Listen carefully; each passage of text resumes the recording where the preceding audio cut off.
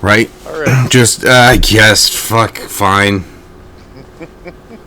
I guess, That's the alright. spirit. Alright. You guys, when last we left our heroes, had cleared out the bottom chamber, had discovered some stuff, talked to some people, killed a lot more of those people, captured a few enemies? Did you? I think you tied them up, right? You didn't kill them. You didn't kill all of them, right? Yeah, some of them are captured. Yeah, I think there were two that you tied up, maybe three. Something like that. 2 or 3 is the correct series of The numbers. correct answer, yes. Right. All right. One of them is right. Yeah, one of these. Which one is it? I don't know. African or A ritual for you. I don't. But yeah, so you guys cleared up down here. You did discover one person who was still alive. Her name was Hold on. Tamor. Okay. And Tamor basically let you know that shortly before you guys arrived, Lee had come down and grabbed something from the cell that she was next to.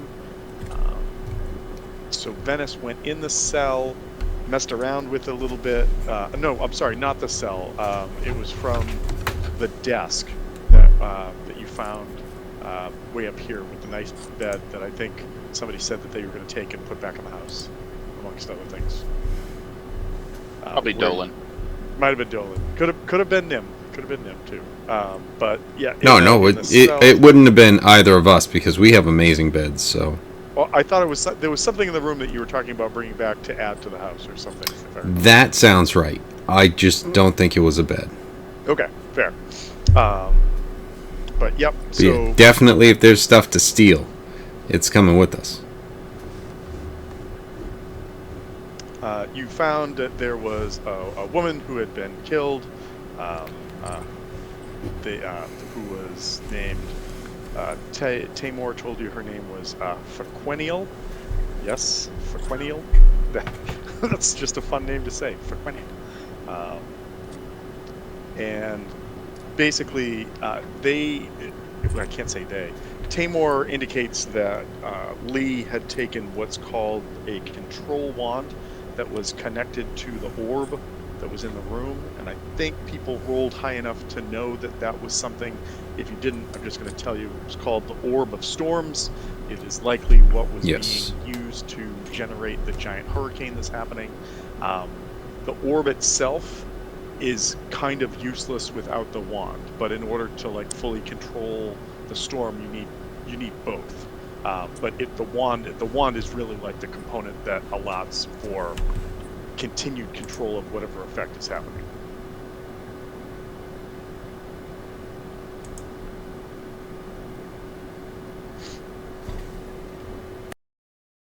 And with that, was there anything else that people wanted to do on this level? Is there anything else people need to check out? Or is it time to go back upstairs?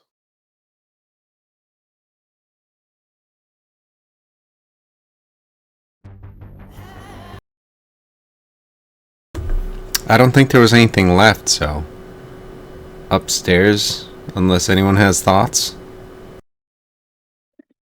No. Tamor would suggest that probably it would be helpful to make sure everybody is as healed up and as topped off as they need to be before going back upstairs. All right, guys, long rest. I think we handled that, but I just want to make sure before going up that everybody is feeling healthy, feeling spry. Thank you for returning to me, operator.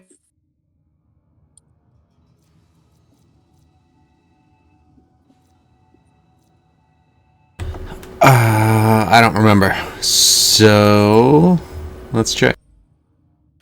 Last week when I was talking with Eric, Eric said he remembered us expending like a couple heals, whether they were from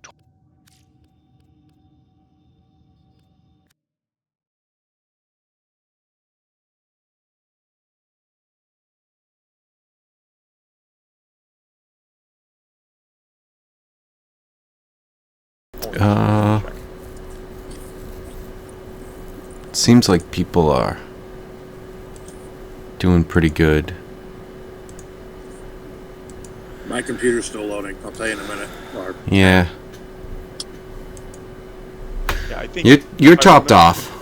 Yeah, I was going to say I remember specifically that we helped out a Kane because you had taken the brunt of a couple of the hits when you ran in the room, but not nearly as bad as what Dolan's character took in that first fight with the young Chull with 2 crits in a row. But yeah, so all right, so I think everybody's healed up. Everyone's going to go back upstairs. Does anyone remember the appropriate way to deal with the trap that you're faced with once you get out of the water, like the swimming section at the top of the Just elevator? one person. Nailed it. Okay, and so with that, I'm going to bring everybody back to that room because are you dragging the orc Regessians up with you right now, or are you leaving them there as you go upstairs? So we would have to have a long rope and then drag them through so that there's only one body going through at a time, I'd imagine. That could be problematic. But yeah, I mean, we can walk through, have, a long rope, and just drag one body, and then set up the next rope, drag the next body. As long as we do it one at a time, there should be no problem. I am not saying you can't do this. In fact, I love it. But I am going to say that it has been indicated that the longer you take, the more destruction this storm will... So we're not going to do that this second, but yes, that is the plan. Okay, that makes sense to me. All right, that's why I was like, you can do this for sure. I just want to make sure that I've got a handle on how much destruction I can say happen. Right. All right. So let's do this. Let's All the destructions. all the destruction. Let's back up here. yeah, why be part of the problem? You can be the entire problem. Right. So Yeah. where is the new map tab?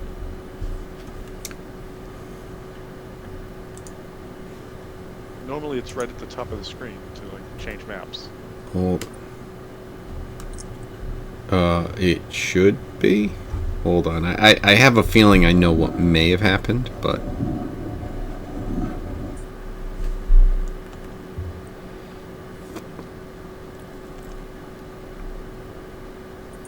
Come on, loading.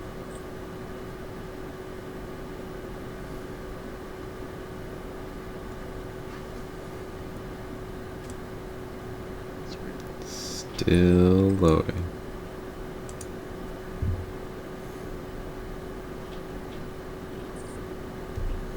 Oh, progress. Oh no, I think I got it. It was I had to expand everything to then close everything, and then I was good. Okay, so let's go back over here. Go boom.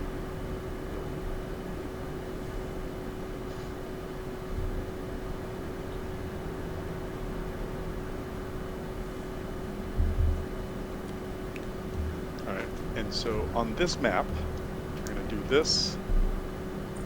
Everybody can view where they need to be. You might need to readjust on the map what your health levels are at, because I just brought you back to an older map where people had different levels of health.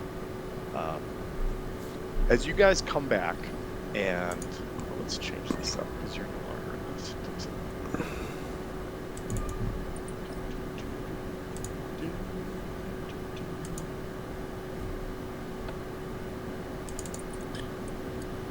Okay.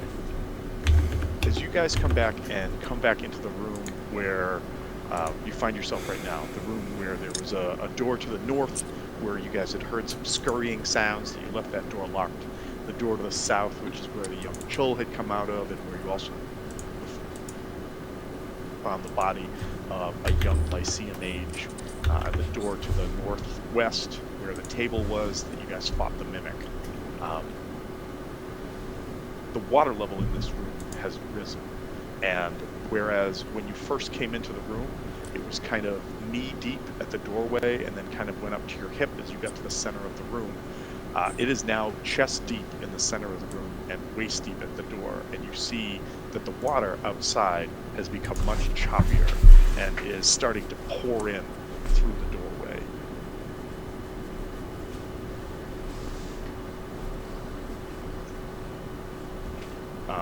As Nim, I see you kind of moving over towards the door to get a vantage as you're looking out, and you can see that whereas when you came here, it was kind of the eye of the storm. It would appear that the weather outside, even though this still appears to be the frightful. eye, has grown more intense.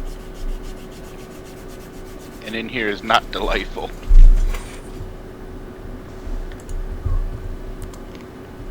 You are a very exactly. rabbit at this point.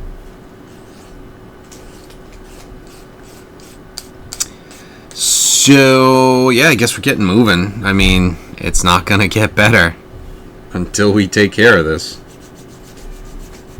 All right. So, how are you planning to go out? Remember that because the water is now waist deep, movement it is considered difficult terrain. If we have to go back to it, I did post the sort of movement and water rules if they come up in Discord. So if we have to go back to look at them again, they are there.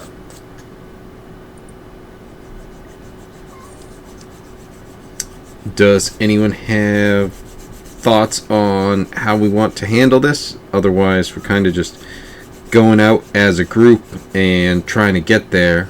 I know there's a part where there's kind of like we came down. I don't know if it's maybe Mirajor, you can jump up.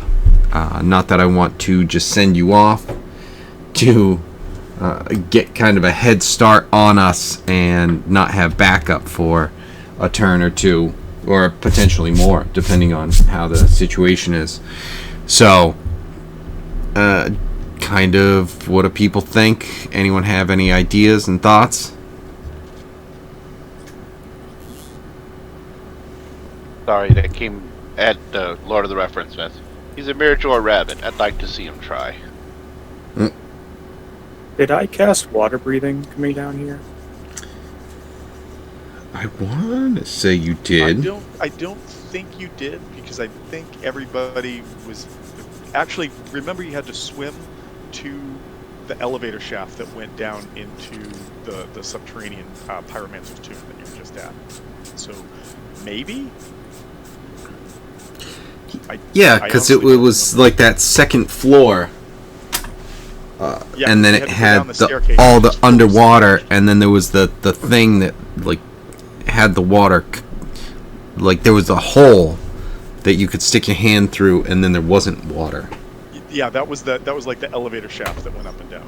Yeah, and to be in there, we had to be underwater, so we had to have been.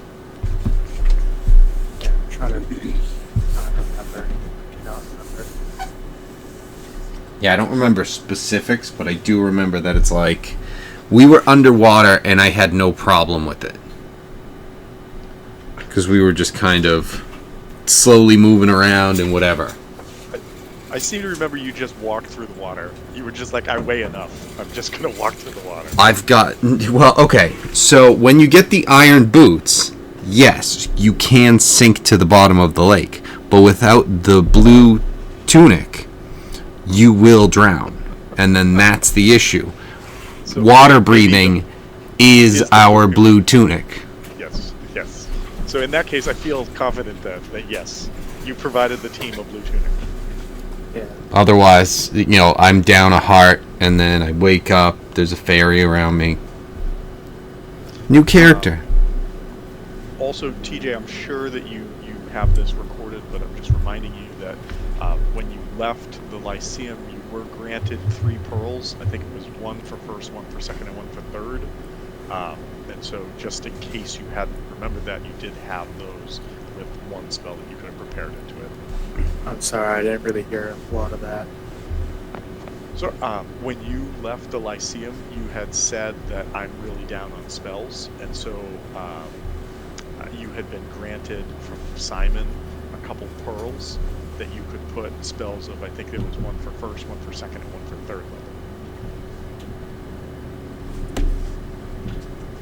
Oh, to get spells back, you're saying?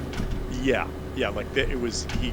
I think there was a whole conversation where you were like, "All right, I'm going to keep these," and he was like, "No, I need those back when you're done." But Yeah, you yeah. use them. Yeah. Yeah, I think I already dealt with all of those to like regain them back or something. Okay. All right. I just wanted to make, just in case you had not done that, just as a reminder. That's all. Yeah, I think I used them immediately because I was down spells pretty bad, but right now I'm.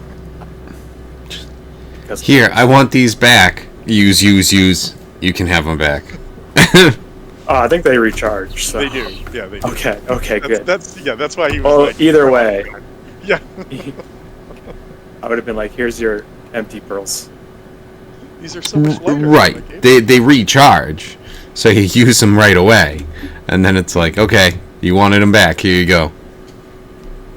They're not good today. They're definitely not good today. Right.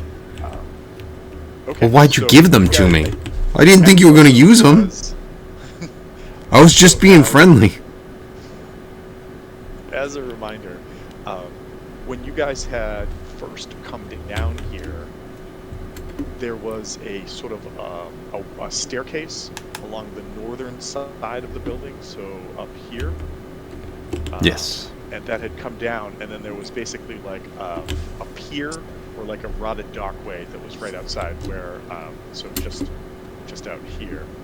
So, and then above you, probably some 10, 12 feet up, there was like the roof of this sunken prison building that you guys had seen a series of pillars on and whatnot. And the reason I'm saying this is, as people go outside, I'm going to have to transfer you to a different portion of this map, because this part of the map doesn't show what's going on right there, so I gotta bring you somewhere else.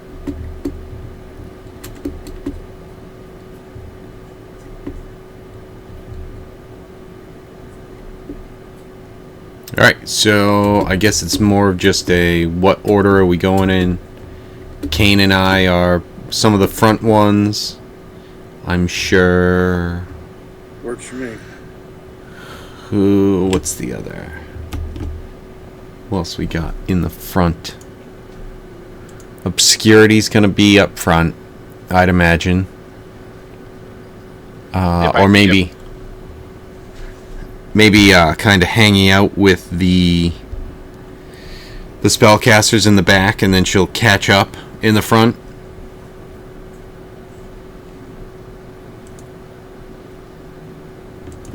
Do you want Torrent kind of in the middle or towards the back? It's always like I think middle is usually pretty good to go with. She's kind of like A hybrid. a mid, like support / fighter. So really giving her options is probably the best. Yep. So I think the number one question I need to know is, who's stepping outside first? I can do it. I don't mind taking the booby traps. With your face. All right. So as you step outside, the wind and the choppy water, you can feel it trying to like push you off your feet, but you're strong enough that you don't need to make a check just yet. And as you do that, you hear from above you, looking over the edge down at you, you hear this voice that you've heard before, and that voice is of Lee himself saying, "Looking for this," and he points the rod at you, Kane, and I need you to give me a dexterity saving throw, please.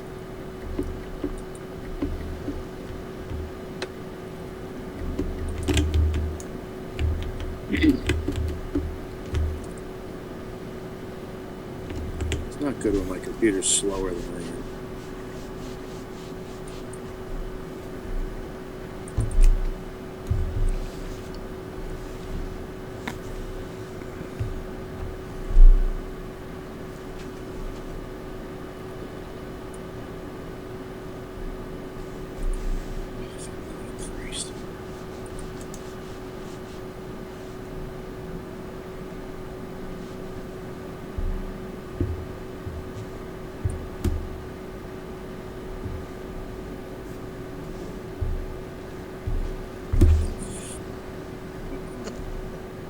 That's what you say as this bolt of lightning comes hurling out of the rod towards you.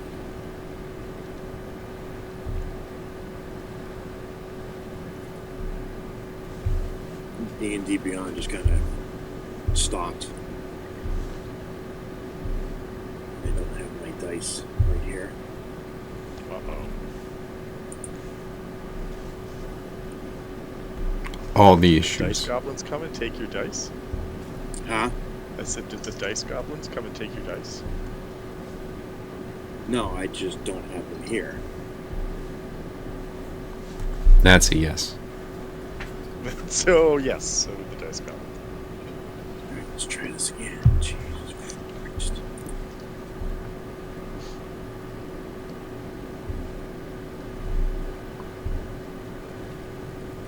So, 12 is unfortunately a fail. Do you have any type of evasion or anything? you got the 12? Oh, finally, it just popped up for me. Nice.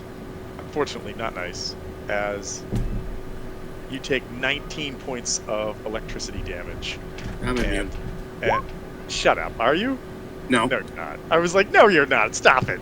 Otherwise, that's no, amazing. but boy, would I like to be. Yeah. And I need everybody to roll initiative. Cue up a Okay. little bit of some battle music. Bam! Mike, you got this. See? I go first. Holy yeah, I don't think I can touch that. You're welcome, guys. Right. Jesus Christ. Ever since you joined, it's just like, oh, we go first. So I did roll a nat 20, but I don't have a plus 12 on any of these things to be able to touch that. So it's a nice perk. So I guess what I can do is So, do you want to surrender now, or when you get to go tomorrow? I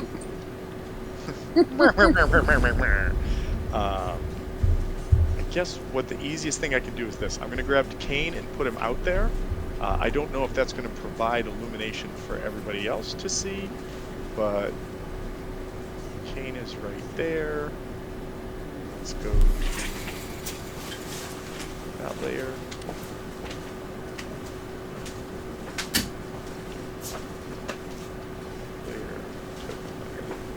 Okay. Can anybody else see Kane, or is that all black? Yeah, I can see it. You can see it, but You you're are that character. Kane. Can anybody else see what's going on the map over here at all? Nope. No? Okay. So basically, just as you guys come out, I'll move you onto the map.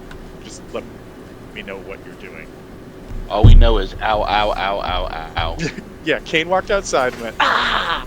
You heard somebody that sounded like Lee say, are you looking for this?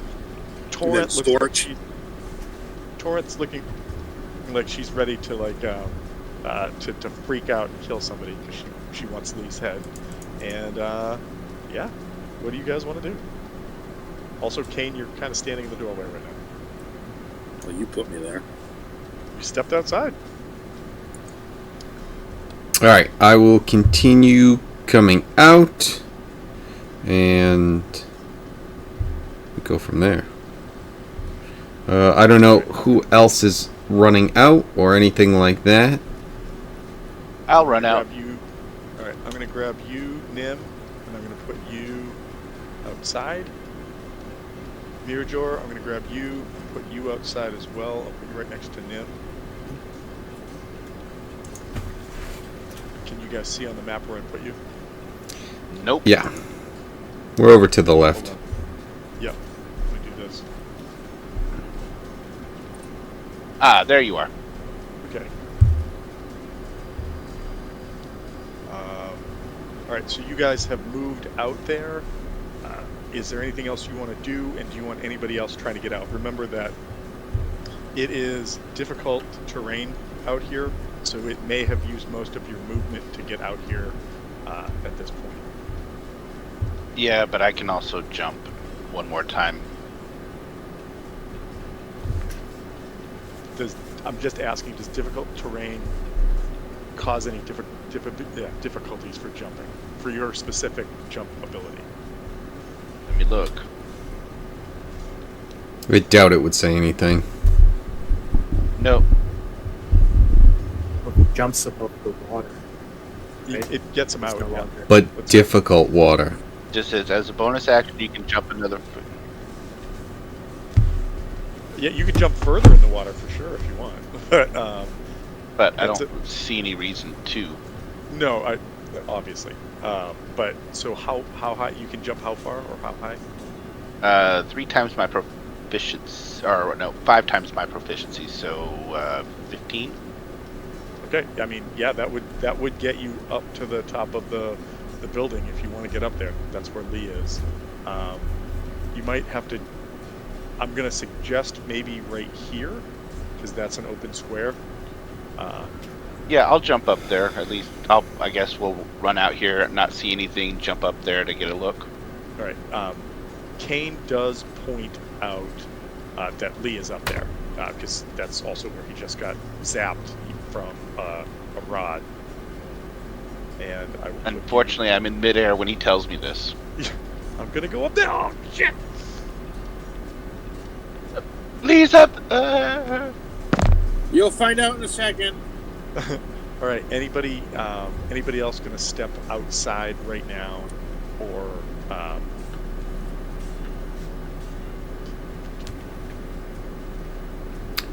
I think from where Torrent is, she could probably make it right to the doorway. Probably can't make it outside just because of double move. Well, no, she could double move and get outside if you want her outside. Or do you want somebody else out there?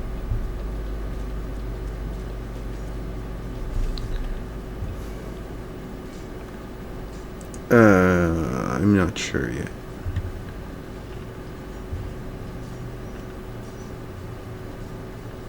Oh, okay.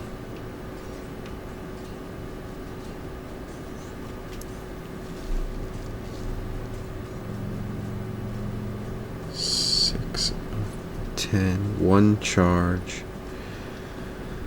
Okay, maybe we do this. Savennis is gonna come out and use fly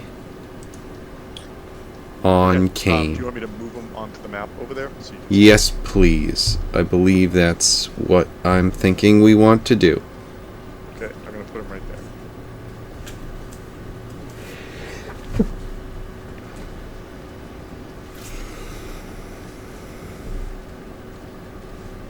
I mean, I think technically if he cast fly on himself inside the building, he could just fly out the doorway. Potentially still have some movement out there. But he's casting it on Kane. Oh, interesting. Okay. Would you say that he would have done that inside so Kane has the ability to fly currently? I would 100% love to do that. That makes sense. As opposed to, like, double moving to get out here and then having to wait again. So, okay. Yeah.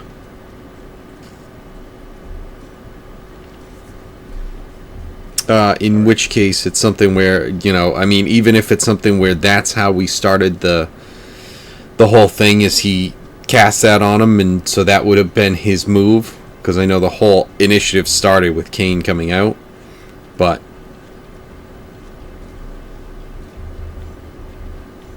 Okay.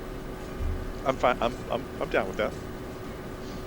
So, Kane, you've got some little wings that show up on your ankles, and you now can go airborne. Can I swim underwater too? I don't think they're Namor wings. They're more like Hermes wings. in answer to your question, we did establish that he could. It's just not relevant for what you got. Right now. Not because of this, but yes, you can breathe underwater. Different thing entirely, but yes. It has nothing to do with fly. It just has to do with breathing. Right, but you do have it. So, just to clarify. You have it, but not for the reason you think you have it. Okay, got it. Right. All right, so Venice is out there. And that leaves Obscurity, Torrent, and Moruk inside.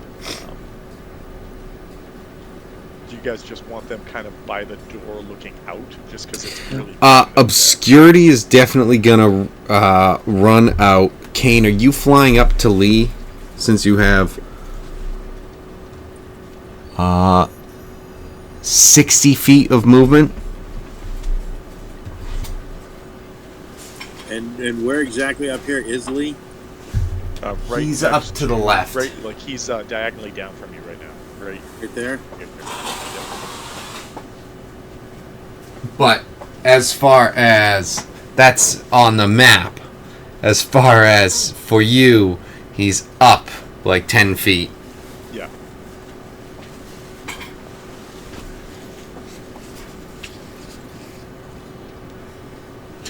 He's up or you down would from a still certain have point of flown view. up and gotten to where you are right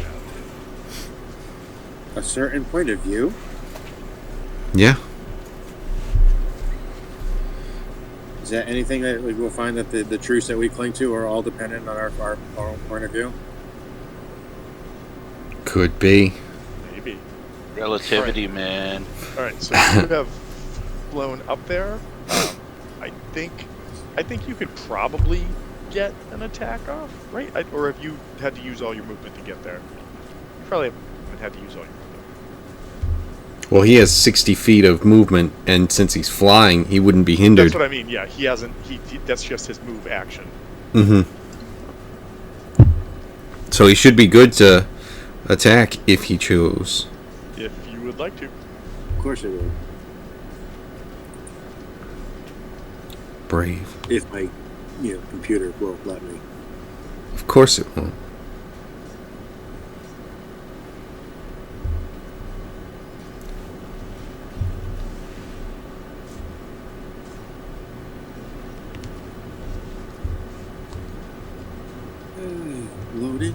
Loading.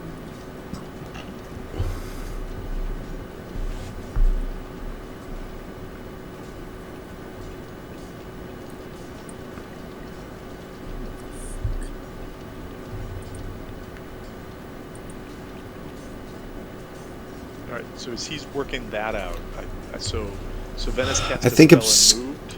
Obscurity is going to have run out. Okay. I'll move her over just above you. I don't know what her total move speed is. Just remember it's halved because of difficult terrain. Yeah, so 55 then. Bringing that. If she's going to double move, we've got down to 55, so.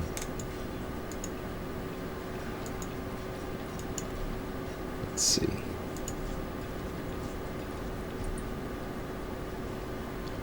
And once you get to the white area, so once you get to the sort of white beach area that's right there at the bottom of the stairs, that's no longer difficult terrain. So Okay. that might add a little extra speed to her. Yeah, I'm figuring where she came out and double moved and stuff like that. Yeah, maybe like there-ish, just to be safe. So it's like it's definitely under 55. She double moves. There's difficult terrain. Depending on where she was swimming outside and everything like that. Nim is going to move up. She's going to be double moving, so.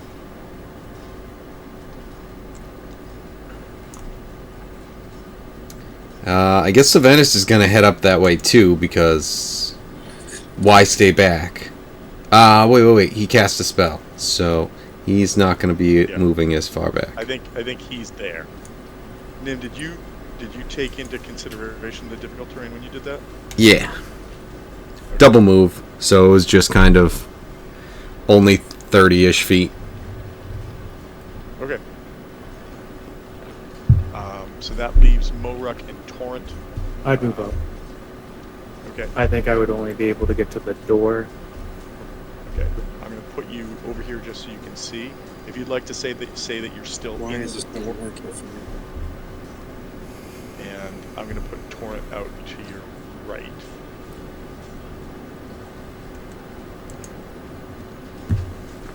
And then I'm going to do this just in case, TJ, you don't know Shit, where you that's are. not what I wanted to do, but okay. There you go. All right.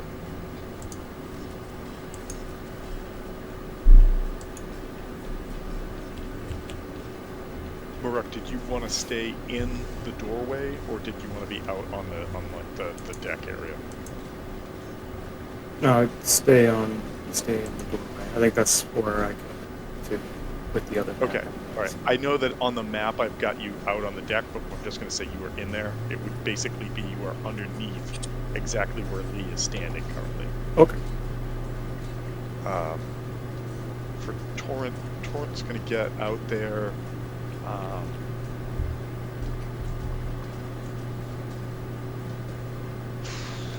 She could burn her last second level spell slot and put a spiritual weapon next to Lee, if you guys want her to. I mean, sure. Figured I'd put it out there. If you don't want it, we don't have to do it, but I figured I would do it.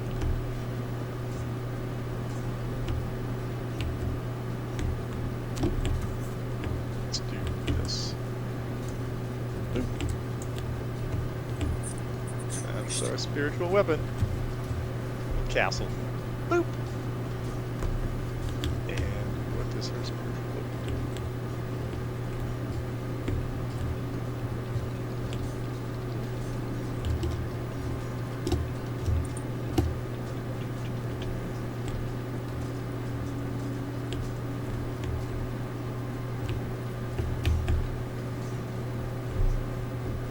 Try to hit. D8 plus modifier. Okay.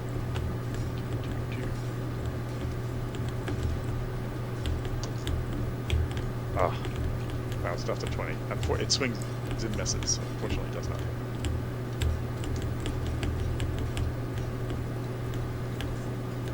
All right. I'm So ready to go dig out my fucking dice.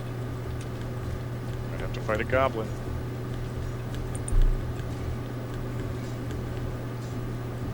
Give me those. I need to play.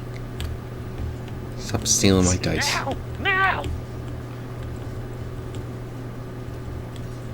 Damn it, Tinker. It won't let me roll. Do you think you can, like, if you can see your stat, could you roll in roll 20? Just use the dice roller there. Oh shit, I forgot about that. Hmm. Just an option. No. Drink the bleach. There are times where I think it might be better. It's like bleach. Sure, it'll clean you out, but it'll leave you feeling hollow on the inside. So what we got?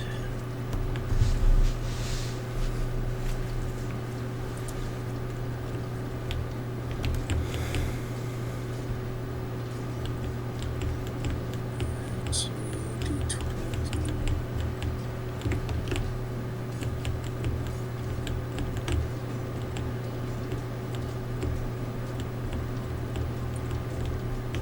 Seriously?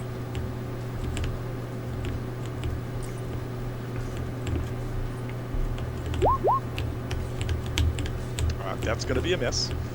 For sure. I can't even see it. It's a 1. So Oh, it's, look at that! it's going to be a miss. But it worked. It did work. I also feel like you're not Task failed familiar with successfully. flying, so you're just sort of like trying to feel it out as you swing wildly at him.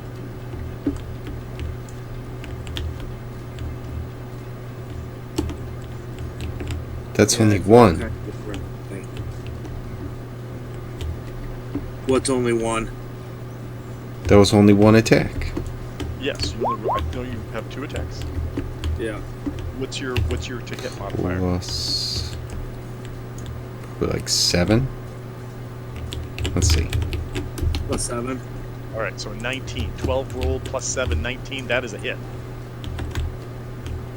So, damage, D8 plus 7.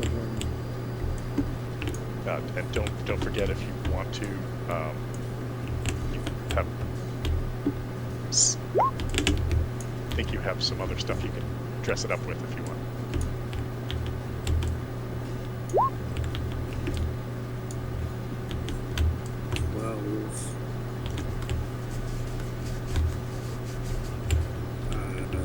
12, I think. All right, so 12 Just damage. Yeah. All right. And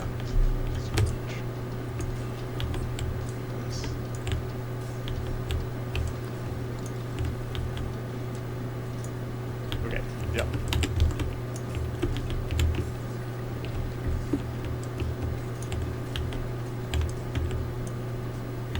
Okay. You come in and hit him, and you see that like the impact of your weapon seems to do less damage than you thought it would.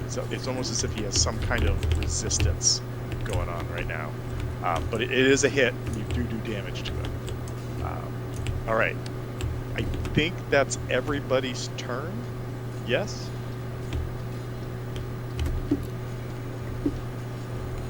Yep. Torrent came and went. Torrent came and went. She had to double move from where she was in the room below to get out there. Bonus action for a spiritual weapon. Okay, so in that case, bad guy's turn. And the first thing that Savenis, Moruk, and Torrent all see is that emerging out of the water are a series of long, grasping, sucker-covered tentacles as creature known as Lulu shows up. I'm sorry, Lula shows up. Additionally, Lee says, "There's more of you than I thought. Help me out, guys, won't you?" And the two gargoyle statues next to him both spring to life and are on the map as well. I want to say it with Savenis just because Savenis rolls so goddamn high all the time. But when you guys had first come down here, he noticed that there was a dark spot in the water bubbling. I thought he inked himself again. Maybe he did. But decided that it was like too far out that he didn't really want to invest anything else into it. He just wanted to get in the building. But that was Lulu and Lee hiding in the water, just waiting to see what you guys were going to do. All right. And so with that, the first thing I think I'm going to do is I'm going to have Lula reach out.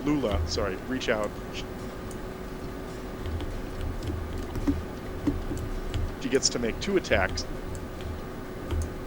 There's 3.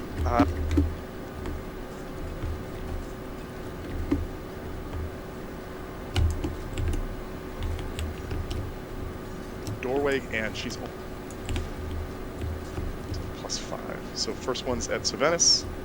Oh boy. First one is a natural 20 against Savenis. 4d6 plus 3. Wow. 11, 12, 13, 14, 15.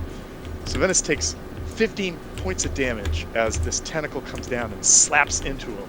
And then I'm going to need Savenis to give me an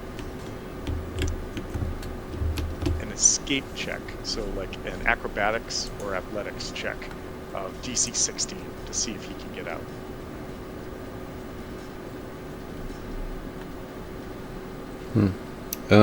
Okay. And then how much damage? 16 points total.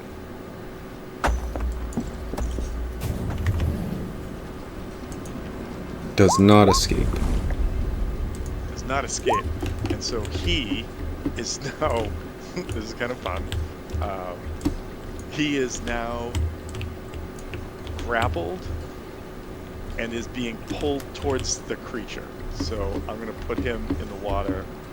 Nope, I'm not going to do that at all, because I'm on the wrong layer. There. All right, and so he gets pulled into the water and is now floundering in the water. And grappled in the water as he's being pulled towards Lula's mouth. And then the second attack, which is coming in at Torrent,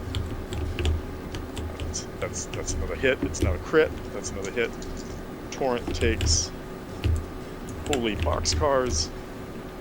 Torrent's going to take a bunch of damage.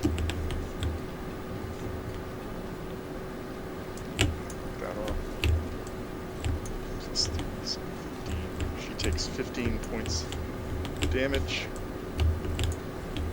And then, but she needs to try to make an escape. She rolls a 15 on the die. She makes it. That is their turn. The two gargoyles are going to streak down and attack Kane, or fly over to attack Kane. One of them is right next to Kane right now. The first gargoyle Misses. What's the matter? Misses. I hope. Well, they don't have a great to attack. However, they do make two attacks, one with a bite and one with. So the first one to hit is an 18 on the die, so that is a +4. So does a 22 hit you? Yeah. Okay. So that is a D6 +2. So that's 7 points of damage. And then the claw comes in. Should be rolling these with advantage because they have advantage. That is a miss. So the bite comes in and bites you. The claws miss, and then the other one that's on the other side of you is going to try to do the same thing. First one, the bite. That is an 18 on the die again. So that is. Oh, it misses this time. I don't think. Oh, do you have? Wait. I have a character that happens. Do you have something that your AC goes up after you get hit? No. Yes. It hits you, but it's only a 1 on the die, so it's 3 points of damage, and then the claws come in. Ooh, another 18 on the die. And this one is for 2 + 2, 4 points of damage. So What was the other one? So the first bite that came in, I'm sorry, the bite on this one was only 3, and then this one is for 4. So 7 for that, and I think it was 7 for the other one. Oh, that hurts. That's their turn, and then Lee is going to provoke from both Mirador and Kane, but he is going to fly out over here, and I think he's going to try to zap Mirador with his lightning stick. So Mirador, give me a dexterity saving throw, please. That's not cool unless you have consent. Just a second here.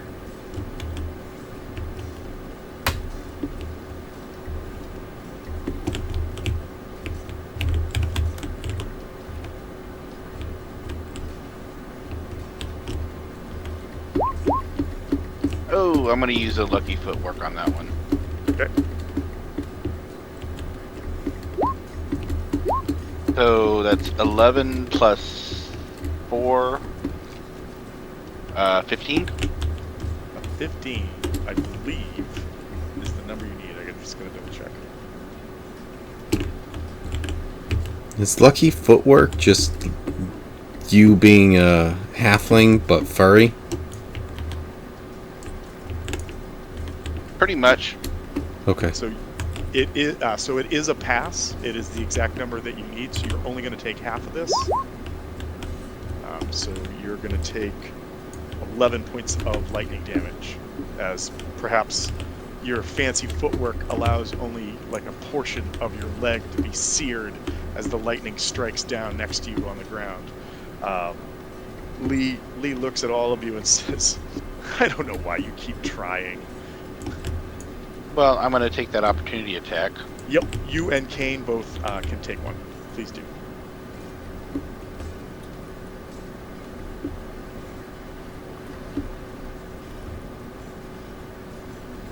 Nope. That is not a hit.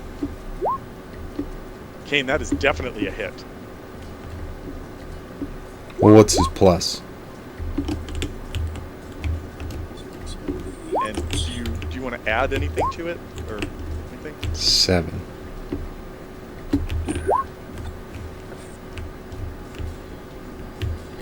I rolled that D10 by accident. Okay. 13. Okay. Takes a bit more damage.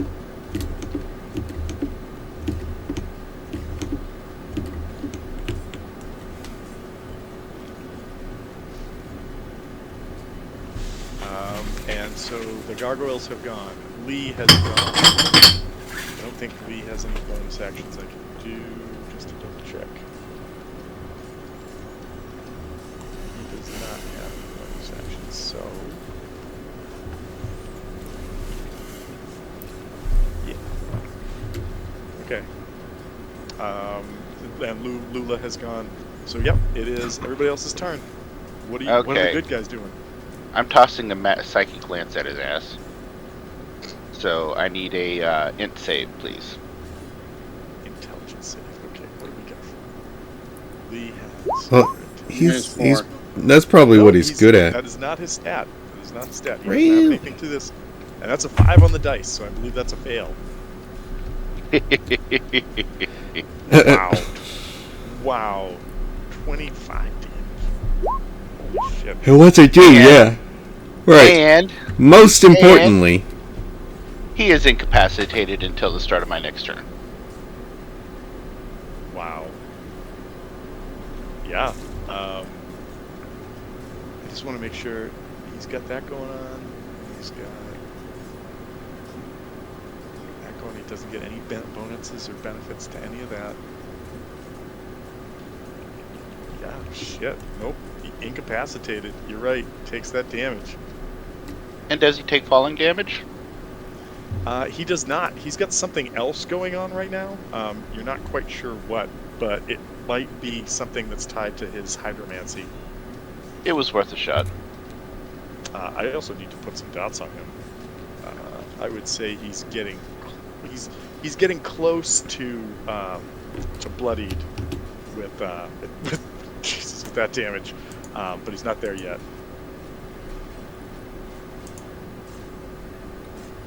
Oh, and I guess as a bonus action, I'm going to activate my Blade Song. Okay. All right. Mirror 20 George, AC. Boop, boop, boop, boop. All right. What's everybody else doing? Let's not forget that Savenis. I think I need Savenis to make a check of some sort, like, because he's in the water being wrapped up with a tentacle. So maybe like an athletics check to make sure he's not drowning. I think Well- Savenis saw this in a movie and he's enjoying it. yeah, it sounds like him. It doesn't sound not like him. So he still should have water breathing, but I feel like he's still gonna be stuck. Actually, you know what? With water breathing, I was gonna say a DC 12 for it, anyways. I think with water breathing, you're right. Like I had forgotten that. So I mean, yes, he's grappled. He's not getting out of it. I mean, it's an opposed strength check, so I gotta see what I got. Come on, Lulu. What do you have? Yeah, he's got +3 in strength. Yeah, it's a nat 20. Savenis isn't getting out. Yeah. That's the second nat 20 I've rolled tonight. Woo! Hot! Okay. So, I mean, the grappled condition, I don't think prohibits him from doing much. It's just he can't really move and get out of it.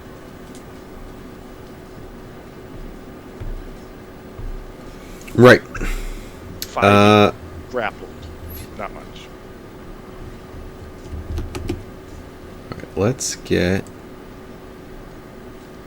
security.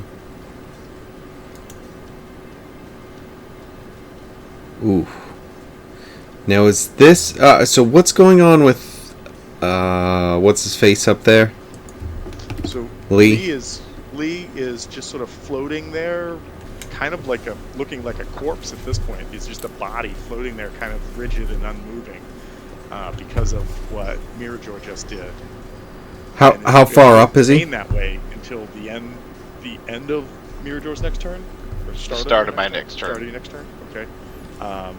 Which is just going to have to be at the very end of our next queue. There is a giant squid that's got Savenis and slapped the shit out of Torrent. That is sort of right in Moruk's face as well. Kane is flying, so I'm saying he's maybe like 5 feet up off the ground. and sort of diagonally across him are 2 gargoyles. And then the little castle that's on the map is the spiritual weapon that Torrent brought out last round.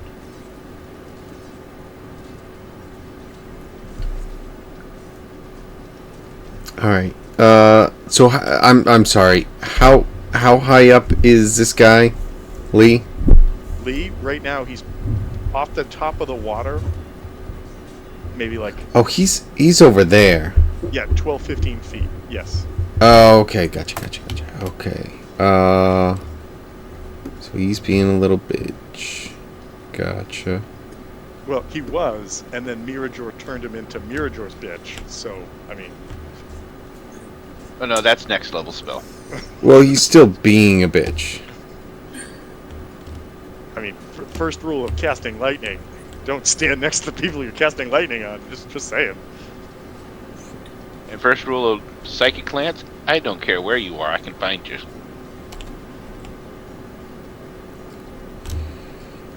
So I'm thinking.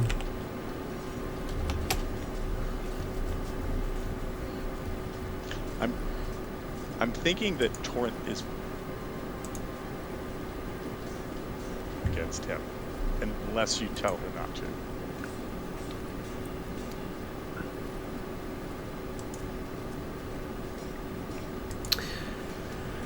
I'm just trying to make sure with all the different characters I'm trying to keep track of.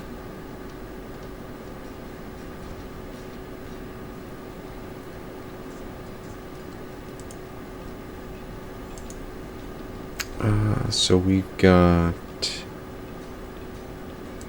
Could do that.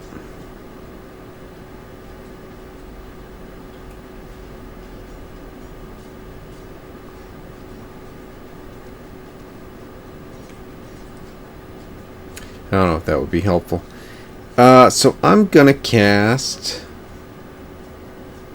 I think I have the distance for it. Moonbeam.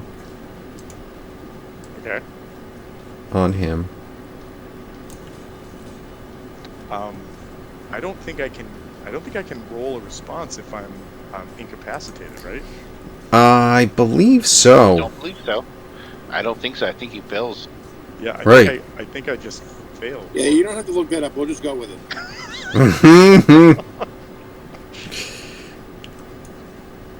Incapacitated, you cannot take actions, bonus actions, or reactions. No concentration, speechless, and surprised. I said you didn't have to look it up. We already got it right. And surprised. Does that give... What does that give? That doesn't give advantage, does it? No, surprise is just the surprise condition at the beginning of everything. So that Where really it's only like- affects like rogues and stuff. Yeah, Oh, no. sorry. No, that's the new 2024 definition. My fault. No, I Oh. can make a saving throw. Saving throws are not an action, so I can make a saving throw. But it is Constitution. Okay, yeah. Okay. And Lee's Constitution. He's got what? Oh, nice. And then he's got this. So we can do this. That is a 15 on the die, plus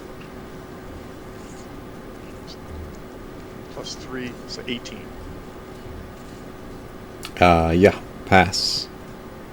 So he's taking take 7. Yep. Okay. I think with that one, I will definitely put another mark on him. You guys are really starting to fuck him up. And remind me, guys, that our next turn, I'll go last. All right, I'm reminding you. Your next turn, you go last. You did it. We did it, everybody. Is everybody? Well, if cool I go with- first, he comes recapacitated, and we lose it. he capacitates. Right. Is it cool if Torrent sends her spiritual weapon over, or Kane, do you want Oh, to yeah. help with the gargoyles?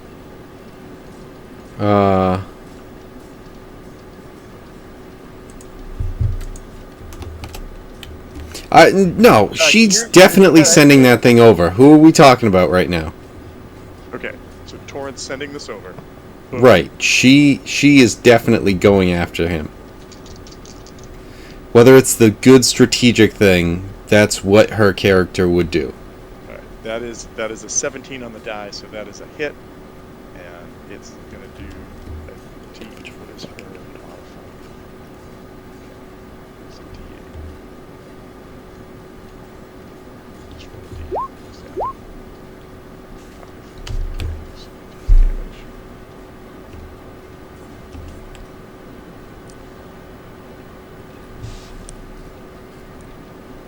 Okay, hits, does a little bit of damage.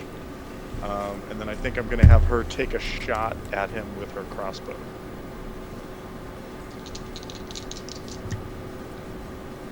On the die. Nice roll. 8. 6, which does more damage. Okay.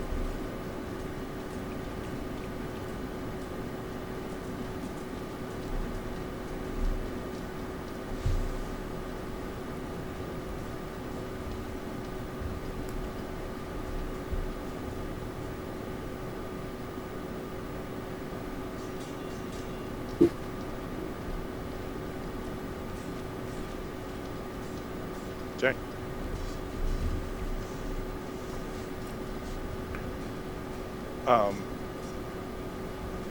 I'm just gonna copy and paste this, just so we're not overdoing it, and I'm just gonna put your moonbeam right here, on top of it. Okay.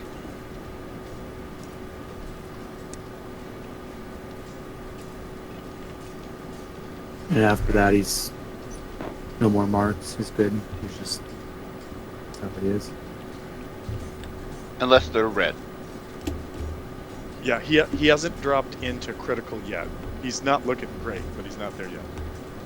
Okay. Moruk is a giant squid in front of you that's trying to eat Savannas. What do you want to do?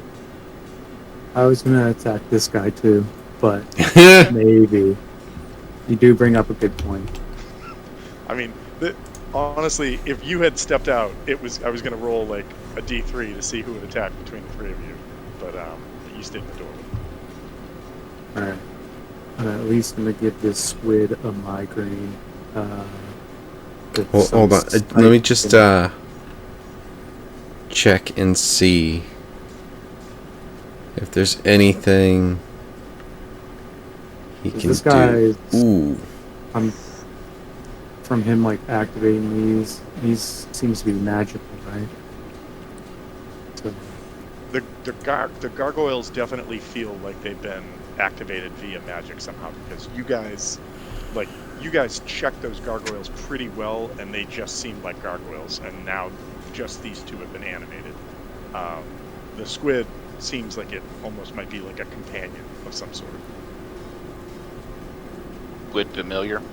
Or a pet, maybe. Rather kinky. I mean, I don't know what you do with your squid pets, but sure. You don't ask. One does not ask what one does with a squid pet. Don't squid shame me. Right. As I warned, as I warned Tom, alcohol is involved tonight. Perfect. Why would we need a warning for that? Because I might actually start making good jokes. Yeah, and we have to be warned so that we Everybody get don't ready. fall off Might our be fucking funny. chairs when Mike is actually maybe funny. Yeah, it's not, so you don't think I actually have developed a sense of humor. Right. It's just the alcohol. Blame it on the... No. Don't. Shut up, don't say. All right, Morak, what are you doing? And I'm probably rolling some sort of save, I'm guessing. So, Yo, Savannis, TJ, you notice that he is in a different... He starts to take on a different form. What? Nice. What is happening? I don't know what Same yet. Characters. Right. Oh my god, is he disguising himself? Is that what's happening? yeah. That one. Yeah. If I Yeah. look like a squid, Hold on. maybe it'll think I'm Does a he have squid and let me disguise? know. Right. It's just like, yeah, he does have disguise self, so he pretends he's a little baby squid. And so the squid actually thinks he's giving him a hug instead. And he's just like, alright, off to squid school you go. So, the thing that... Oh, shit. I guess, Kane, what is your...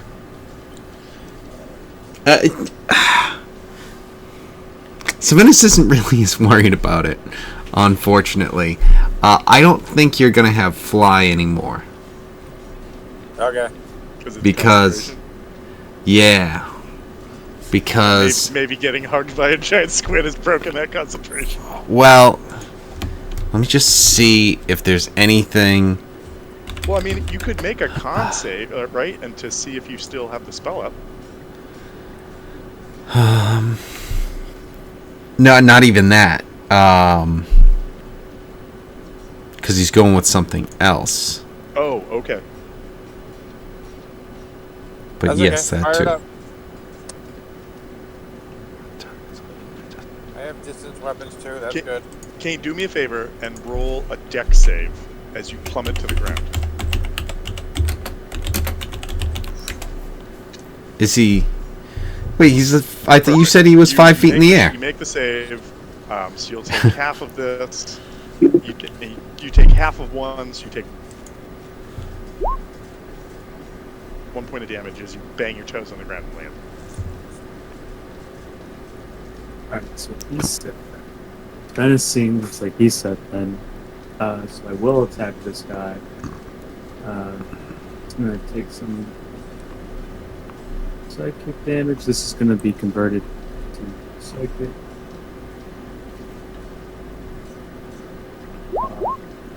I'm guessing an 11 doesn't hit him. 11 does not hit. But you know Okay. what? Hang on, I just want to make sure. Yeah, no, it does not hit.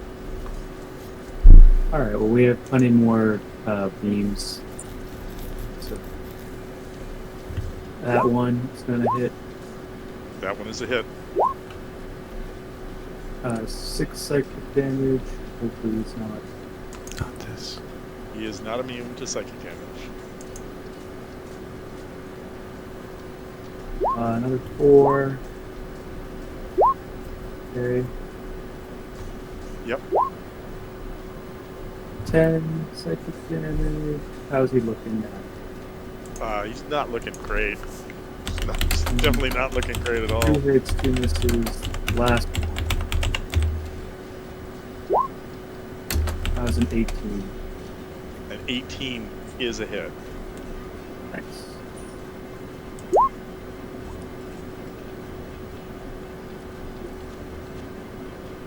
So that one was 4. Yep. I have a question. How did you get that many? What? Oh, did you cast Scorching Ray at a higher level? Yes. Okay. All right. So it was 3 and then an additional. Okay, I got you. He is 100% Dead. not dead, but definitely in the critical range now.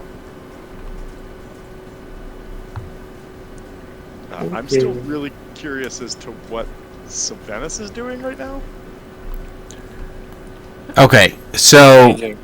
I want to have been able to just say this and tell you what is happening, but I can't because I'm trying to figure out what the equivalency is. What stuff can he turn into right now with polymorph at level 8? giant ape. Yeah, I think. Like, that's what I'm thinking. I don't think that there's a problem with that. I think you can do it. King Kong. Great babe. So. I haven't seen those in forever. But I'm wondering too, because there's giant ape, but do I go with a shark? Sure. I think. I mean, you could do a giant shark if you want. Water. How many times will you turn into a shark? It just turns into a giant Sylvanus. He opens his mouth like a human. He's just swimming through the water like a lunatic. He puts Like his the world. He puts his loot on his head like a fin. It's like the world's worst, Pacific Rim movie. I like that it's. Still Oh, so the second one? Got him. Yep. The second one? I didn't see either of them, but Yeah, I've heard that the they second call it one something is really cool, bad. Pacific Rim 2. It was. The Pacific Rim Job. The electric boogaloo. Hey, I like them because they have aliens and robots. Oh yeah, like so there was a streamer I was watching for a while who Pacific Rim was his favorite movie, and Pacific Rim 2. I forget if he didn't like that one or was just like, yeah, it's fine, but it's not the first one. But Which street shark is he turning into? the not the hammerhead, because that's the obvious one. The like orangey bronze one. Got it. Alright. Alright. I was betting on the hammerhead, you're right. Right, But of yeah, course, everyone's gonna bet on the hammerhead. That's why I have to subvert your expectations, because that always works out super well. I know that he's a street shark because it's still him in human form, just bigger. So that's why. Right. He's still wearing pants, but the top of them is a shark. My lower body is human. My upper body is all shark. Sharkhead. Okay, Yes, so you turn into in a that case, giant shark. Can we make him like a were-shark? Oh, he's gone. Give him that curse. You were bitten by a squid, so now you're a were-shark. fuck. That makes sense. It makes total sense to me. Wait, a what? 21 is definitely a hit. I don't like that it rolled two different ones. I do have a Because question, I know why it did, because I have two open just for the GM one in case I need to. I do have a question. I love what this is doing, but if your action was to cast the spell, would you be able to take God an damn attack? it. You might be right there. Boo! I'm getting a drink. Fuck off, Tom.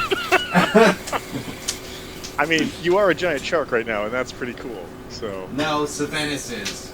I'm sorry. So Venice is a giant shark through your actions, and that is pretty. Okay, so Kane, you are. Someone has to do something cool with Sylvanus. He's not gonna. It's true. He's not here. I mean, it's also that. Record that. All right, Well, when has he you are become a surrounded- giant shark without me? You are currently surrounded by two gargoyles. What are you doing? Fair point, by the way. I'm gonna shoot them with an Eldritch Blast.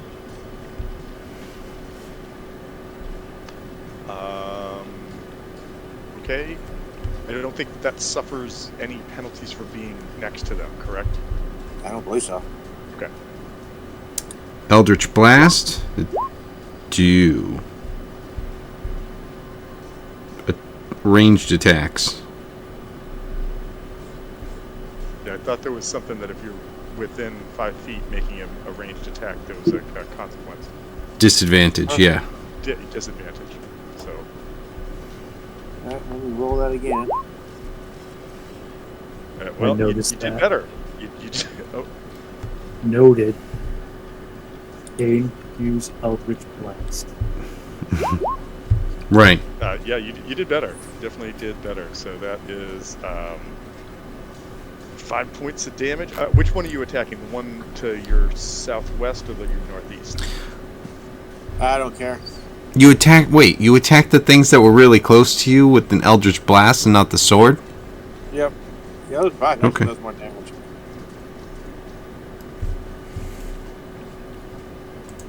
Or can Press do more X to damage. doubt. Huh? Just don't worry. When Jen's here next week, she's going to yell at him psychically. It's fine. Yeah, that's right. Whatever. All right. Are you blasting again? Yeah. Okay.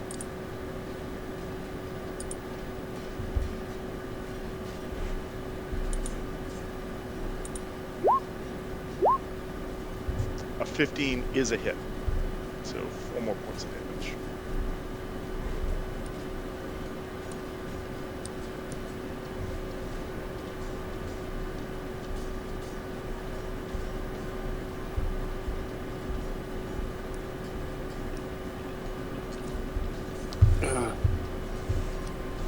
Okay. That was your. Do you have one more, or was that it? I think that was it. 2 EBs. Any bonus action you want to do? You could move, but you might provoke if you do it. Well, I mean, you would likely provoke.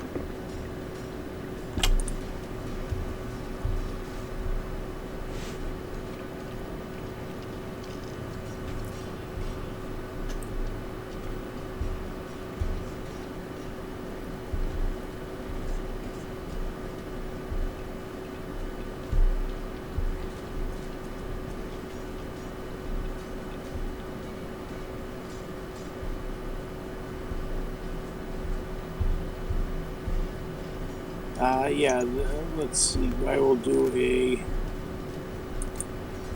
curse on the gargoyle that took the most damage. Okay.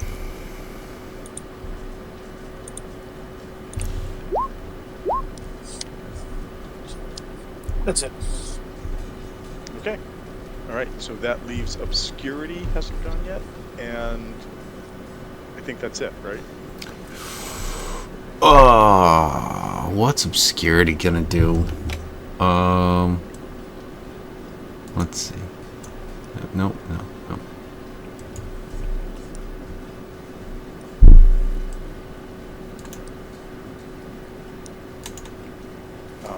I had to look it up, and apparently the street shark that you picked is known as Big Slam-O, and I mean, obviously. I can't think of a better name for for a one-off character's name. That's super fun.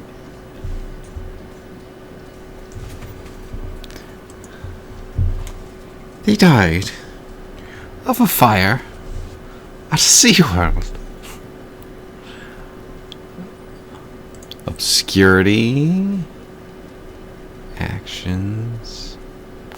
Okay, so we are going to have this upper gargoyle is the one they've been attacking. The one to his south, so southwest. Okay, so in that case, I'll get here, and advantage. Are you gonna roll all of it? Shit. No. You can roll it all? How about this? Okay. That's what I was thinking of doing, is using roll 20 anyway. Plus 8. Roll. Re-roll. So 18 on that gargoyle that was being attacked. That is a hit. D8. Nice. 7 to begin with. for that first attack. What are you hitting him with their hands? No, she's pulling out the. Actually, no. Wait, does she have? She has a quarterstaff. She has a quarterstaff. She also has like the lantern staff, but I'm going to say the lantern staff probably isn't lit after being underwater. Yeah, but that thing's fine to just use as a staff, right? Mm-hmm. Okay. It's just it doesn't do the additional D8 of fire damage. Currently, yeah. So this is that's what she's attacking with.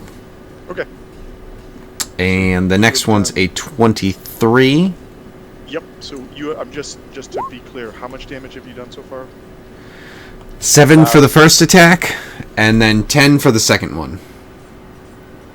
So 17 total? Yes. Okay. Yeah.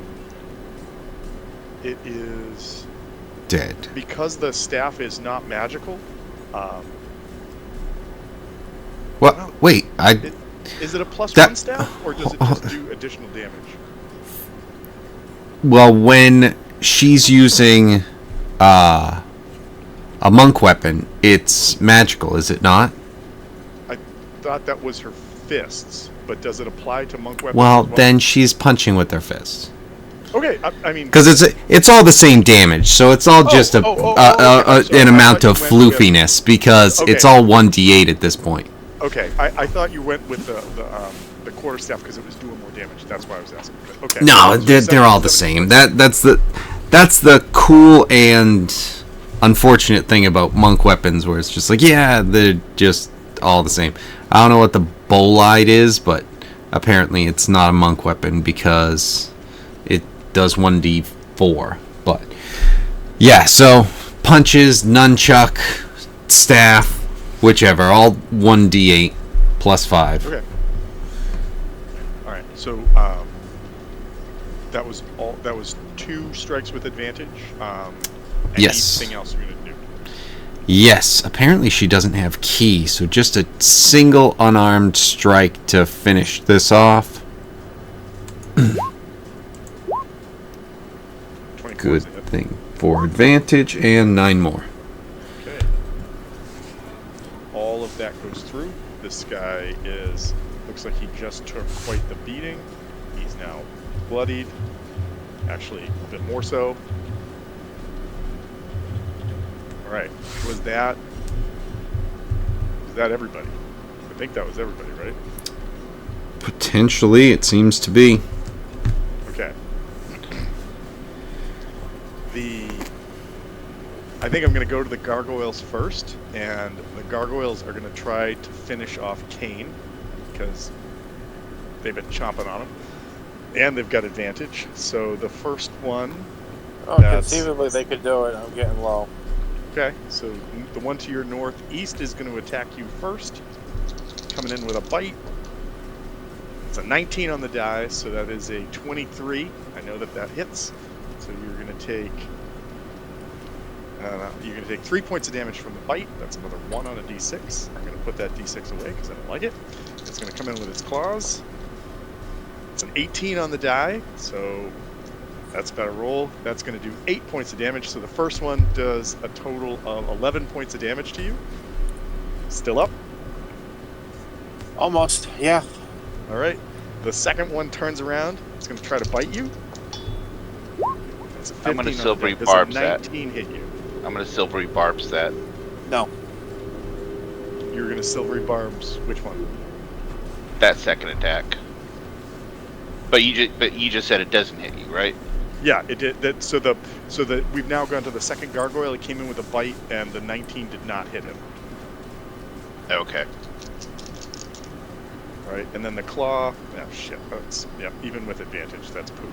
All right, so that's the end of that. The giant Lee can do nothing because he's still incapacitated, and Lula is going to try. And I'm going to give, or who needs advantage on an attack, ability, or saving throw? Ooh, the shark?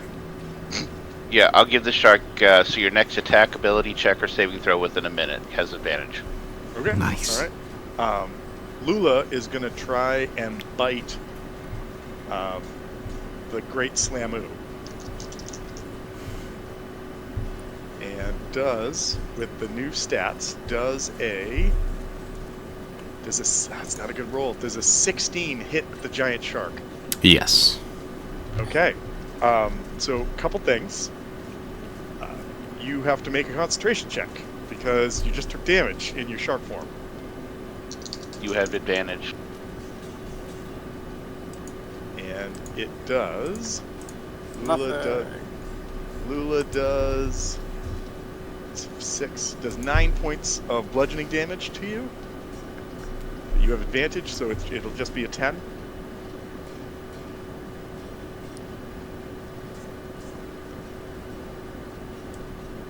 I'm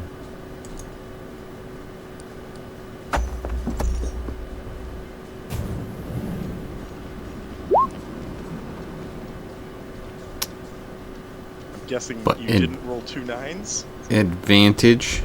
Yep. Oh. Don't fuck this up, Sylvanas.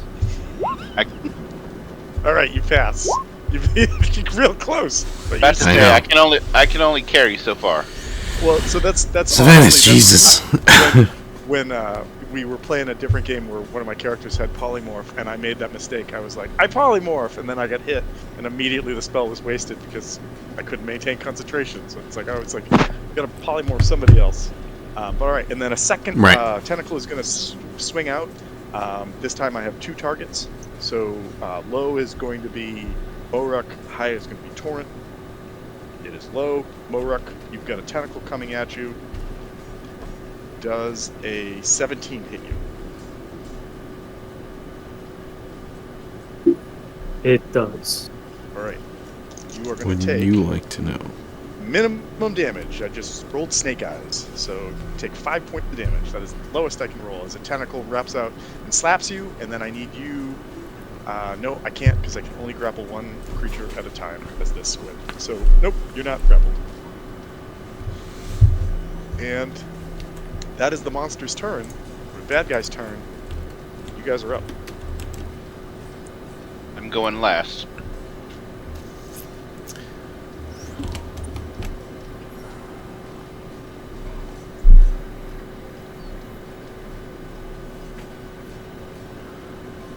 I guess it really doesn't matter. He's just incapacitated, so he can't take action. Well, but he can't take reactions like either. So that stops him from doing any reaction stuff. So never mind. I mean, if you guys want to, you could just have the 2 effects that are on him go off first to see if it finishes him off, because he is looking pretty weak. Like he's got to make a save from Moonbeam, right, Kevin? So that's when they enter it for the first time or start their turn there. So I'm gonna say that it's like we did it just right when I did that, but it's more on his turn. So at the beginning of the turn, we'll Okay. kind of see what happens. Okay, if it was an effect that was going to go off, we might as well resolve it now. So. Yeah, and honestly, I would argue that since we're all going together, not that I want to say this as us, but as a DM, my thought process would be it's our turn starts, so that ends at the beginning of the turn. That's just my saying. Yeah, I mean, I think that as long as it has a chance to go off either on your turn or the creature's turn, just once and not multiple times, because at one point I think we're making it trigger like multiple times, I'm fine either way with it. So. Alright, so I think we got 60 feet. Yeah, plenty. Could even hit him. I think I'm gonna hit the squid Okay. with a sacred flame. Okay. He makes a dex save.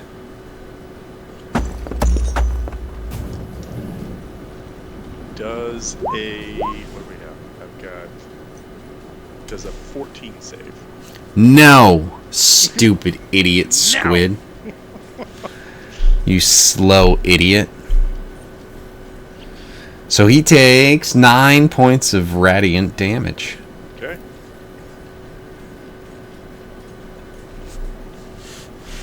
Unfortunately, because that douche Lee was stuck where he was, I don't have to use my action moving the thing, and he can burn on his turn.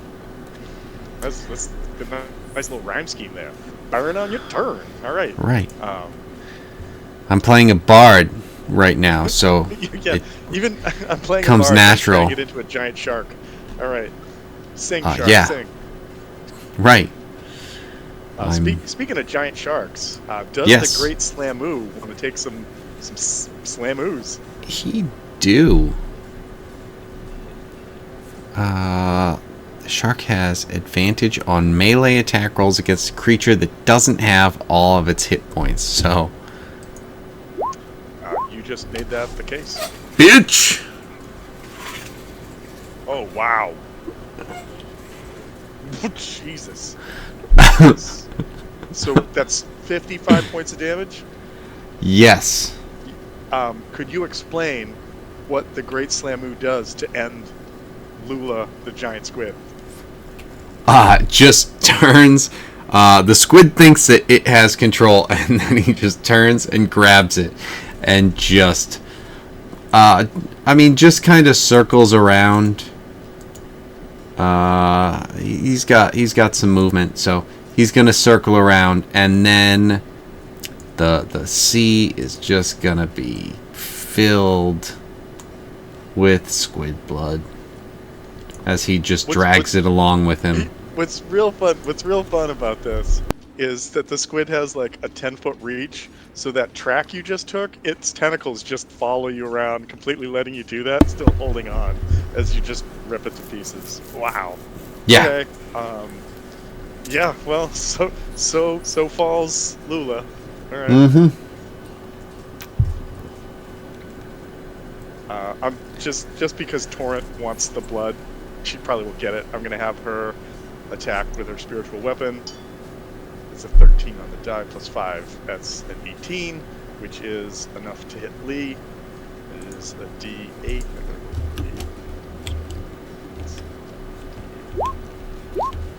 Wow. She is so close. She is so close to ending him, but he doesn't go down yet. So he's holding on with a thread. All right, everyone, focus the gargoyles. I'll It's go ahead time. and go. Time to take those guys out. I'm going to use my last lucky hop and hop out of here.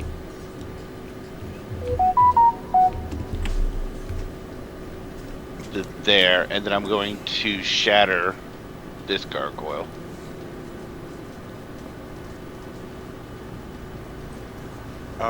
Where did you move through? I'm sorry. I jumped. So one of them is flying. So that's why I'm saying you, depending upon where you jumped from, you may provoke from one of them. I don't. You don't provoke when jumping. Nope.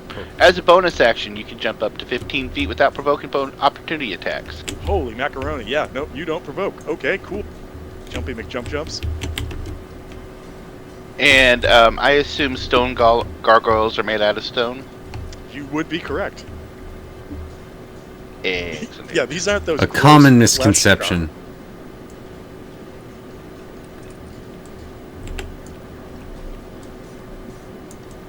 I am going to shatter and upcast it. So he has a DC 14 with disadvantage, Constitution.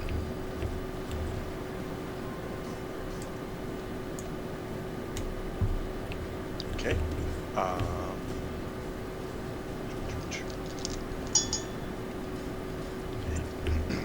With that, that is a total.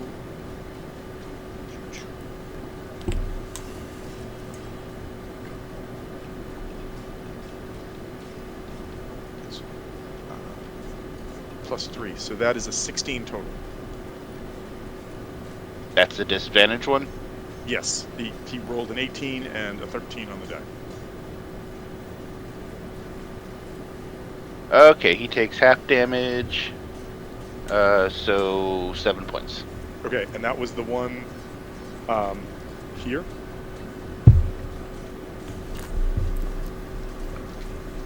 Oh, that one. Okay. Yep. Yeah, the one that already has damage. Okay. Yep. Okay. And that definitely brings him to critical. I also just so you know, in 5th edition, I just read through it again. Gargoyles aren't subject to like extra damage from shatter.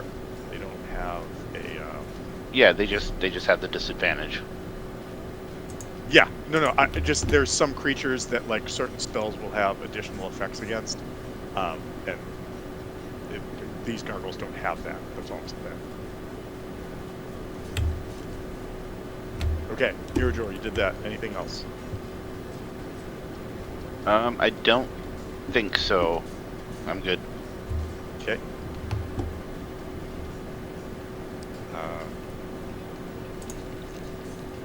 Torrent could try to take a shot at Lee.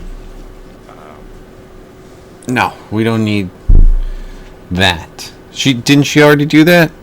She had her spiritual weapon attack. Oh, okay, right. I would like to see if maybe I could yell out as Nim to have her attack the gargoyles. Like maybe if she can see this gargoyle that's flying. I would say she could probably see it and take a shot at it, but I'd like you to make a persuasion check because she's been pretty gung-ho on taking Lee out. So you could persuade her to do 20. Yes, I will do that. It's not my thing generally. So we'll see. Just because we have Moonbeam on the guy. And yeah, no, she's not hearing any of it. this. She just hears you go, Torrent, you suck for not killing your boss earlier. God damn it. She's not wrong. No, it's that scene from Blazing Saddles. The sheriff is a dong. What does he say? No, damn it! The sheriff is a dong. So she rolls a 2. So she does not hit Lee with a crossbow shot.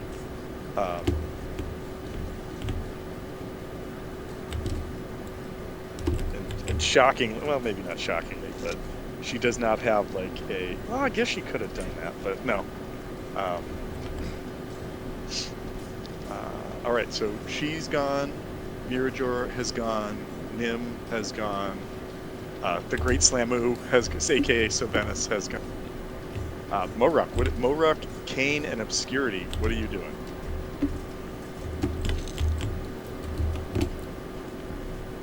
Throw a firebolt to hit that guy under the moonbeam.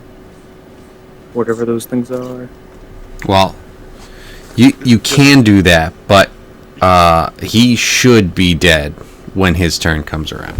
Apparently, you need to try to persuade Moruk too.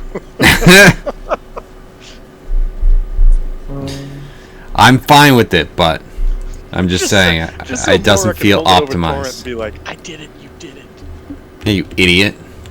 So, Moruk, from where you are, you can see the gargoyle that's up here, because he's up in the air. Did they just roll 0 damage? It looks like it. Is that even possible? Ray of Frost ever. It actually came through as 6 on my end, but for some reason it says null. Null plus 5. Yeah. I don't know, it Null automatically plus 5. rolled instead of me rolling. Instead of having me roll damage, I don't know. So I'm just double checking that like gargoyles aren't like immune to cold or something, just in case. That would explain 0 damage. That would exist, but they are not. So you should have done some damage. It looks like. So 6. Okay, all right. So let's give this guy minus 6. Okay. I don't think I've ever seen a 0 on a damage roll before. I've seen it on plenty of other things, but I don't think I've ever seen it on an attack. It's a stroke from roll 20 or beyond 20. You're in the water, and your frost causes your body to lock up, and you're like, "Ah!" And you actually don't do anything. But, Right, you're gathering all the cold energy to blast, you just freeze yourself in the water. You just ang yourself by accident. Instant gender change. you really put the toaster in the bathtub on this one, didn't you? Yeah. It's very cold. And then you're gone for 100 years. If I do this right, I'll be back in 1 century. All right. He was never the same after he took that ray of frost. Right to the noggin. All right, so that leaves Kane and Obscurity. Alright, I'll get to... Alright, nope. Kiwo. Well, I'm just gonna keep attacking the gargoyles, but I'm gonna switch back to the sword. Okay. Remember, you have advantage because of Obscurity. Oh. I think that's disappointed. probably a hit. Yeah, 21? with your plus. Yeah.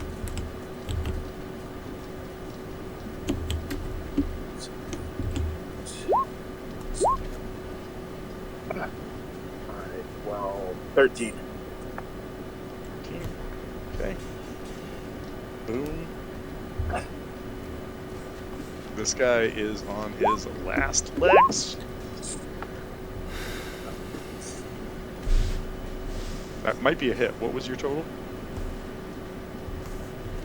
Yeah.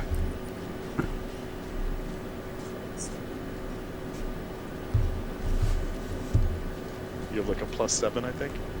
17. Yeah, that is another hit. This could do it.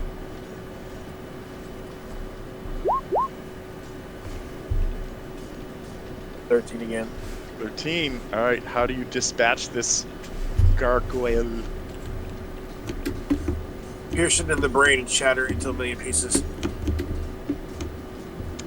It's like it turned to look at Obscurity after it attacked you last time, and right as it's like, your sword, your wooden sword, goes through its stone skull and pops out its nose hole, and right as it does that, the body goes all rigor mortis style, and it just crumbles into gravel at Obscurity's feet. Nice. All right, Obscurity, you're up.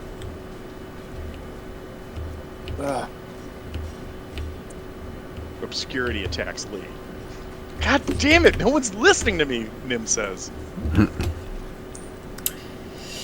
So, well, there's only Lee and the one gargoyle that's in the air. Could Obscurity get like a 10 fingers to jump at this gargoyle from Kane? I think so, because Kane didn't take a move action. That sounds cool. Okay. The only thing is, what is your trajectory going to be? Because you might be getting launched into the ocean. More kind of straight up, rather than get me to him. Just, more of like to see the Great Slamoo sees something splashing around, just attacks, goes right with its savage nature. right. Yeah. Worst case scenario. We're gonna see an Obscurity Slamoo fight. Who doesn't want to see it? I mean, right. Exactly. No, Savannis had his time where he got to shine. We don't want to take that away from him, because okay, that's fair. All right, so Obscurity, you run towards Kane. Kane, if you're willing to do it, you almost like something you may have practiced or talked about before.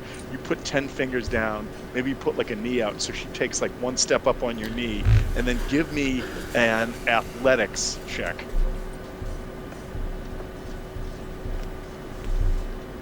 Which one, me or her? Hold on one sec, buddy.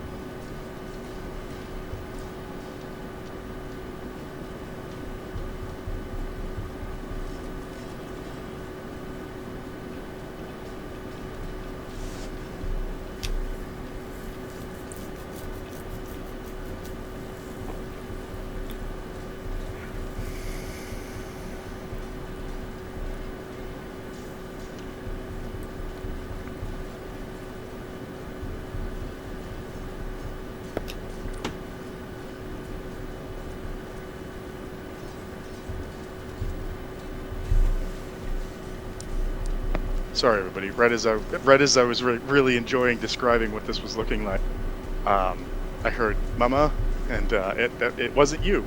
So, all set. So, what's going on? And did you give me an athletics check? Am I giving you the athletics check? Yes, please. Sorry, Kane, give me an athletics check. Nice. All right, with ease, you just sort of 20. like, yeah, with ease, you throw obscurity up. Obscurity, you're now kind of flying. Have at it. Yeah, it's a bunch of quick attacks. I almost wanted to do them with advantage. Well, I do want to do them with advantage, but one is a hit for 6. 16, is that a hit? Is also a hit. Yep. Nice. So 6, 10, so 16 total, and 7, so 16, 7, 23 total. As she falls back down. All right. I'd say. Give me a deck save. Okay.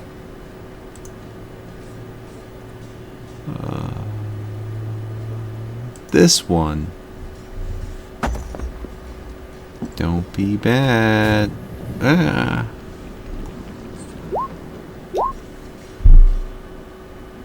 right. With a 13, I was looking for a DC 15 for perfect landing. However, you probably only went about 10 feet up in the air, so you take 2 points of damage as you come down and have kind of a rough landing, but you're good. Okay. Is there anybody left, or is that everybody? I think that's everybody. That is everybody. Okay. It goes to the next turn. As discussed, I now need to give you a save. Yes. I make the save. There's a 19 on the die, so I know I make the save, but you're going to do damage. So Yes.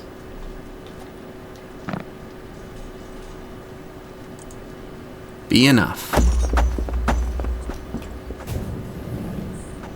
That's big. That's big. That. Okay. holy macaroni, yeah. Well, it was a 9. And the other one was gonna be a 5. That one was still kind of playing around. The third one ended up on a 9. It's like, oh, okay. And then the 5 This was is just working like, out. you know what? I'm gonna be a 9 too. It's like, okay, that's fine. Well, We that don't was get like mad the about better first results. Lightning blast against Kane, where it was like an 8, a 1, and like all of a sudden it was like a 10. I'm like, oh, okay, nice. Yeah. But so with that, the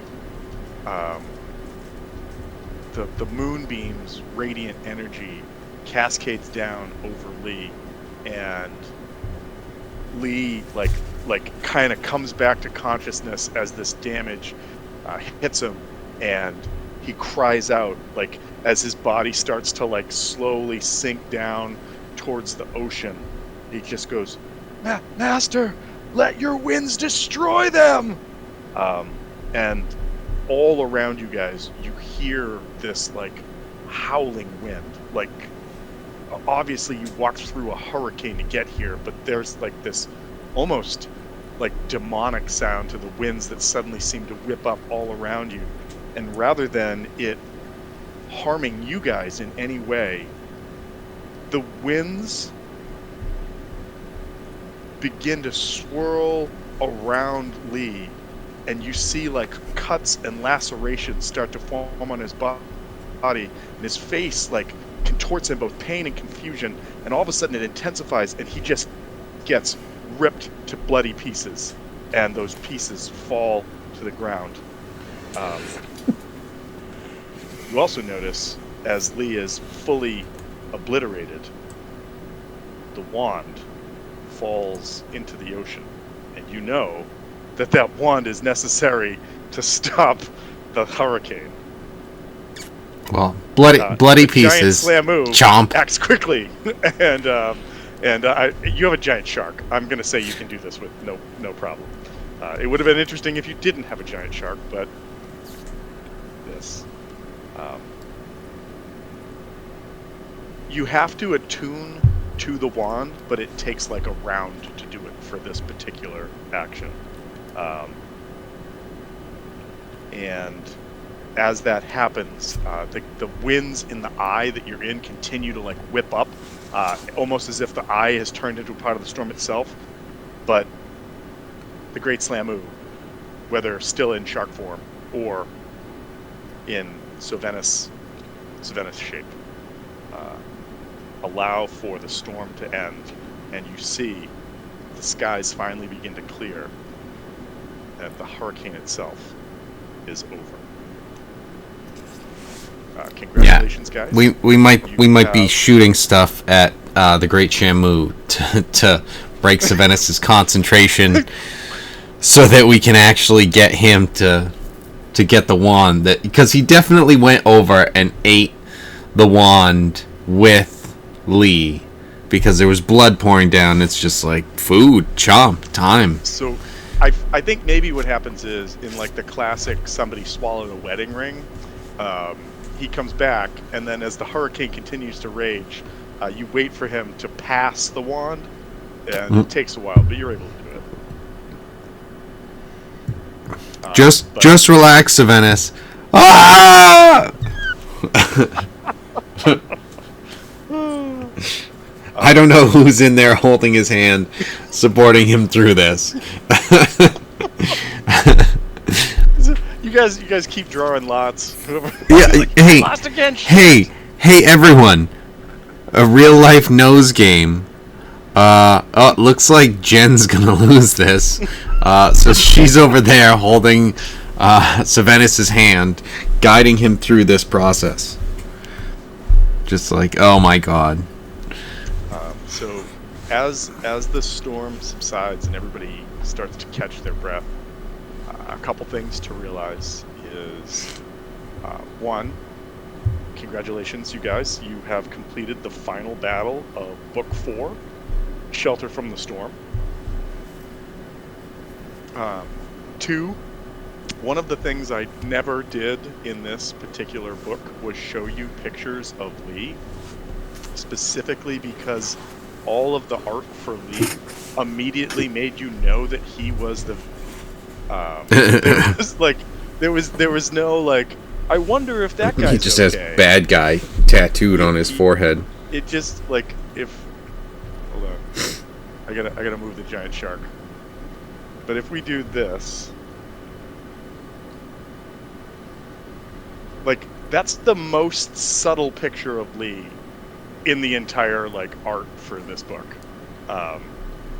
and all of the other ones show him shoving people off the ramparts of the prison, like just all these pictures of him like just being evil, and I'm like, you can't know that when you start off. Like, you just can't know that about this guy. Like, he's the guy that introduces you to the head of the Lyceum. Like, it's just not. I'm not going to show this guy. I'll describe him, but yeah. So also, because you guys have completed the final battle, you guys get to level up. You guys can do that over the course of the next week until we get together again.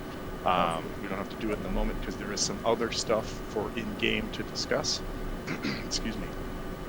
And so, but I think the first question is, as the storm seems to be subsiding, there's stuff to be decided. The one is that you've got that the one former prisoner, the young woman that you saved. I'm sorry, the young man that you saved from inside the prison. There are the Regessian prisoners to deal with. I mean, technically, as long as they stay bound, they're in the sub-basement of this prison right now, so I mean, are they really going anywhere?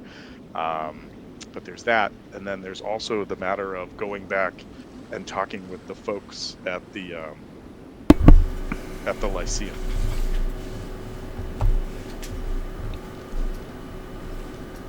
I mean, yeah, we're gonna be doing all that stuff. Grabbing everyone and heading over. Okay. As you start to do this, and you make your way back across. So I think what I'll do is I'll go back to like the map sequence.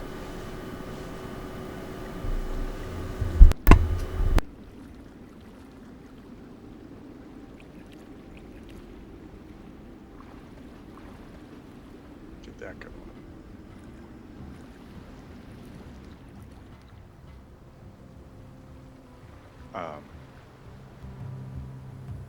So as you guys start to make your way back across the peninsula that is Sequin to the Lyceum to check in, one of the first things that you notice is that the storm has indeed just leveled a fair amount of trees, of property, of homes, of everything. And right as you start to get back towards the edge of town and really start to see some of the destruction that this hurricane has wrought, from above you guys, there is the sound of large wings rustling, sort of flapping in the air. And as you look up, you see Takasi coming down. Takasi being a giant eagle that maybe of anybody Nim recognizes.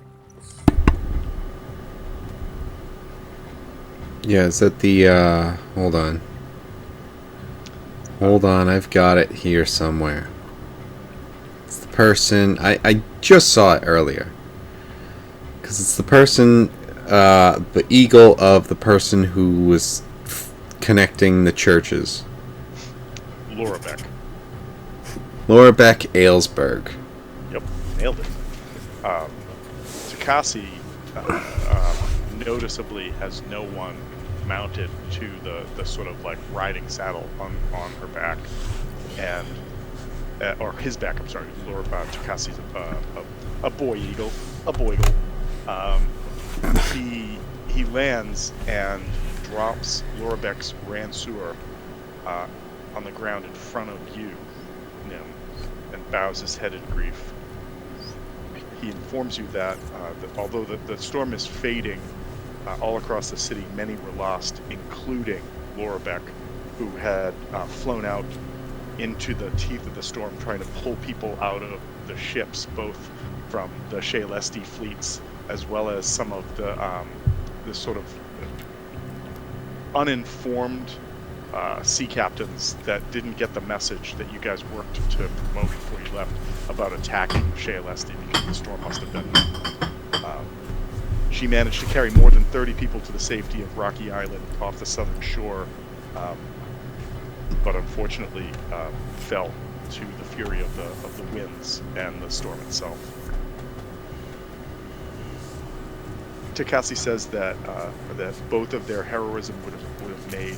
I'm sorry, that your heroism in stopping the storm would have made Rebecca proud, as you have saved literally thousands of lives. But with his master gone, he has no reason left to live, and he's going off to die.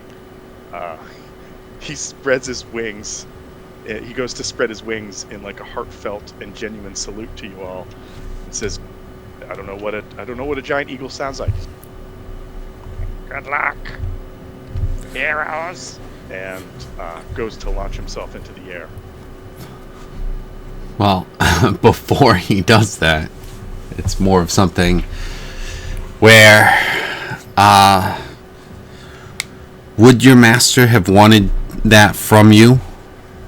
Or would she have wanted you to live a full life, continuing as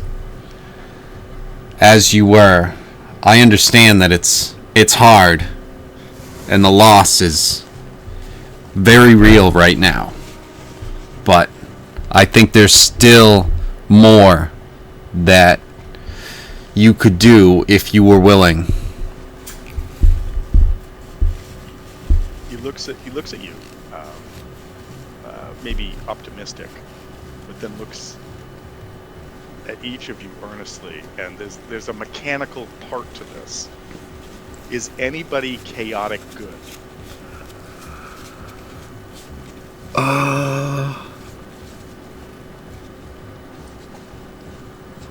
I mean, isn't that one of the ones to go with? Chaotic neutral is really the usual. That's what I mean. Is anybody at this point specifically chaotic good? I mean, it's tough because I can be. Right, It exactly. depends. Is it That's the Monday? I biggest don't thing. know. It hasn't been established. I guess. Hold on. I would say this has to be. This is something that I think I saw from Matt Colville, where he didn't have people assign their stuff.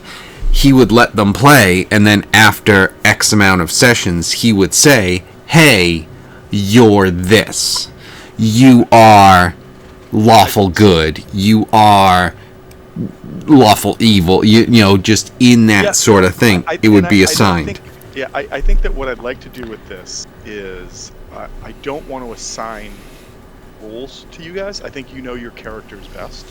Or like, so Lurabek was a paladin, and honestly, Takasi wants a lawful good person, but I don't think that's anybody in the party. So I'm willing to bend a little bit and say that Takasi would be down with chaotic good, but I'm not sure. And Nim, I'm not saying that you're out on this. It's just I feel that you kind of push more towards like the chaos and maybe neutrality, especially after your time with the Regessians, as opposed to being like good or evil. You're just sort of like, I'm done with that bullshit. It's just everything's gray. So I think, honestly, I would argue that I'm more towards good. Definitely, if anything, like I was thinking neutral. Neutral, is it good? Yeah, I would argue that Mirador is probably chaotic good. I mean, he's pretty flighty. He jumps quickly. This is a good choice of words when talking about getting a bird mount. Just saying. No, I'm just saying. You know, I mean, he doesn't think before he jumps into things. Like, hey, let's poke this and see what happens. So I'll leave it up to you. I will say this, that Lorbeck's Ransor is a magical weapon, but I don't think anybody uses a Ransor. So you could either sell it. What is I it? don't even know what a Ransor is. Right? It's a pole arm. It's like a really long pole arm that's got a hook on it. Yeah, no. But I also think it would be cool if somebody who doesn't have a magic weapon and wants one, we could say that this is a magic weapon of that kind. So, Is it kind of like a scythe? The party, if they want to talk about that.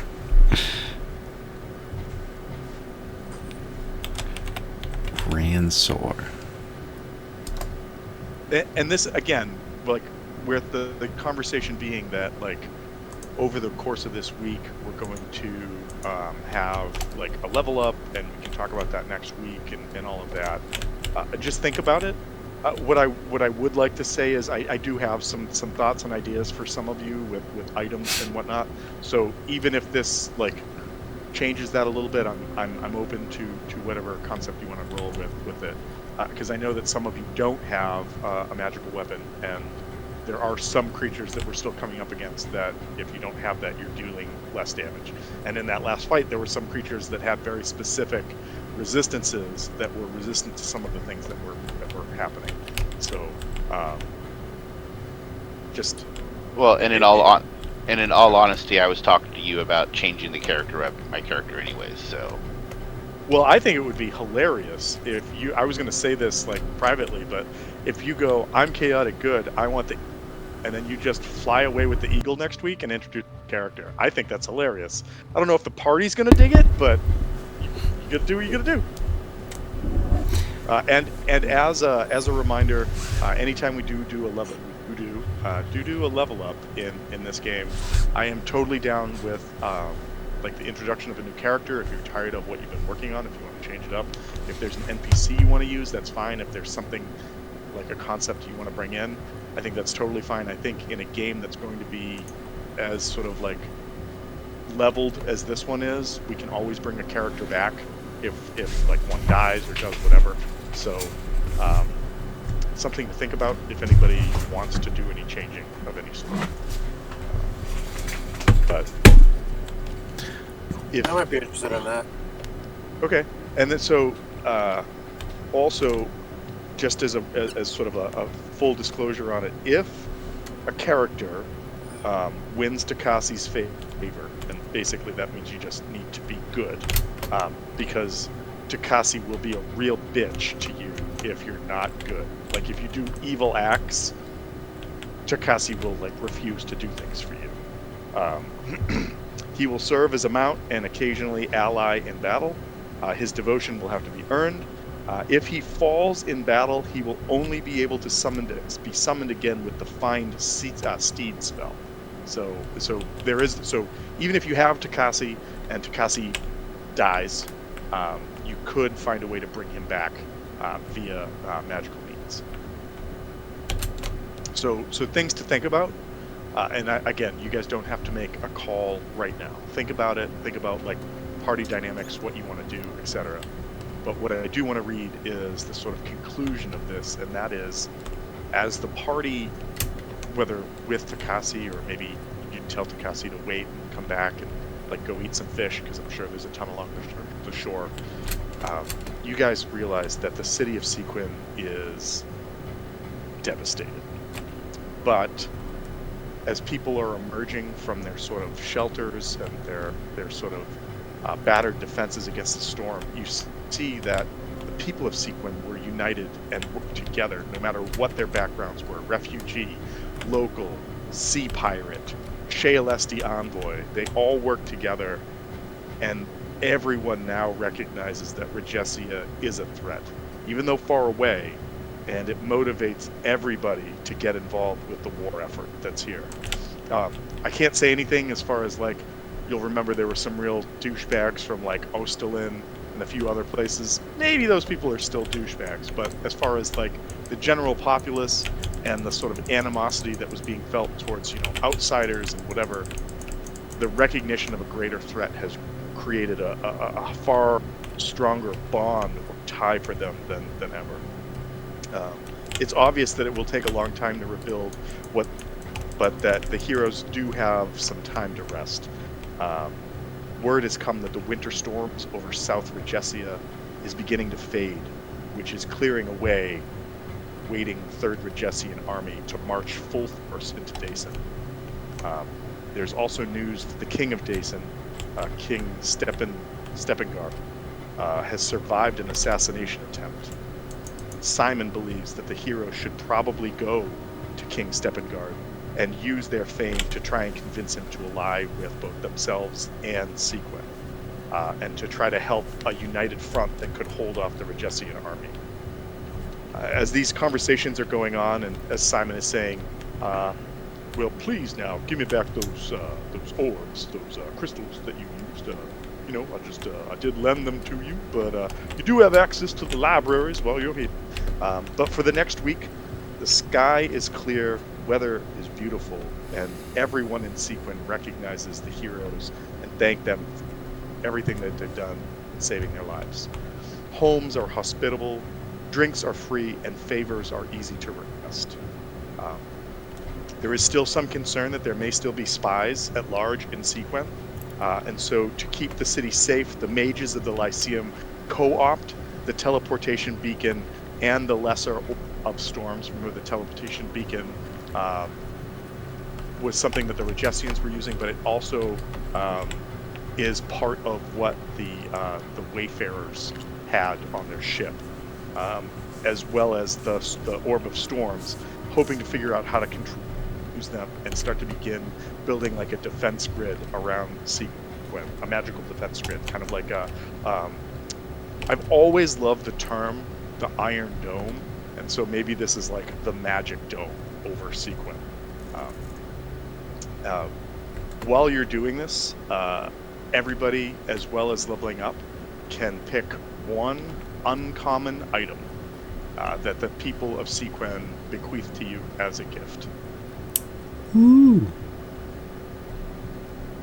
And so I think that the real question that I have doing anything else, which also involves me rereading the next book, is does everybody want to continue the campaign? And if you do, next week we will open with answering some of the questions we raised today, and Simon will call on the heroes to discuss their next moves. I'm always down to play as long as I'm up for it, and I do apologize for the inconsistencies. Hey, you're still here, and Yeah, you're not don't- dead. I mean, I tried. Don't apologize I for did try that. to kill you, but I didn't do it. Stuff happens. Life. We kind of. Oh, we know. We get it. Especially some of the stuff that, like, when Mike's just like, yeah, sorry I couldn't make it. I got into a car accident. It's like, don't be sorry. Yeah. What Look, you just do- be alive. Please be alive.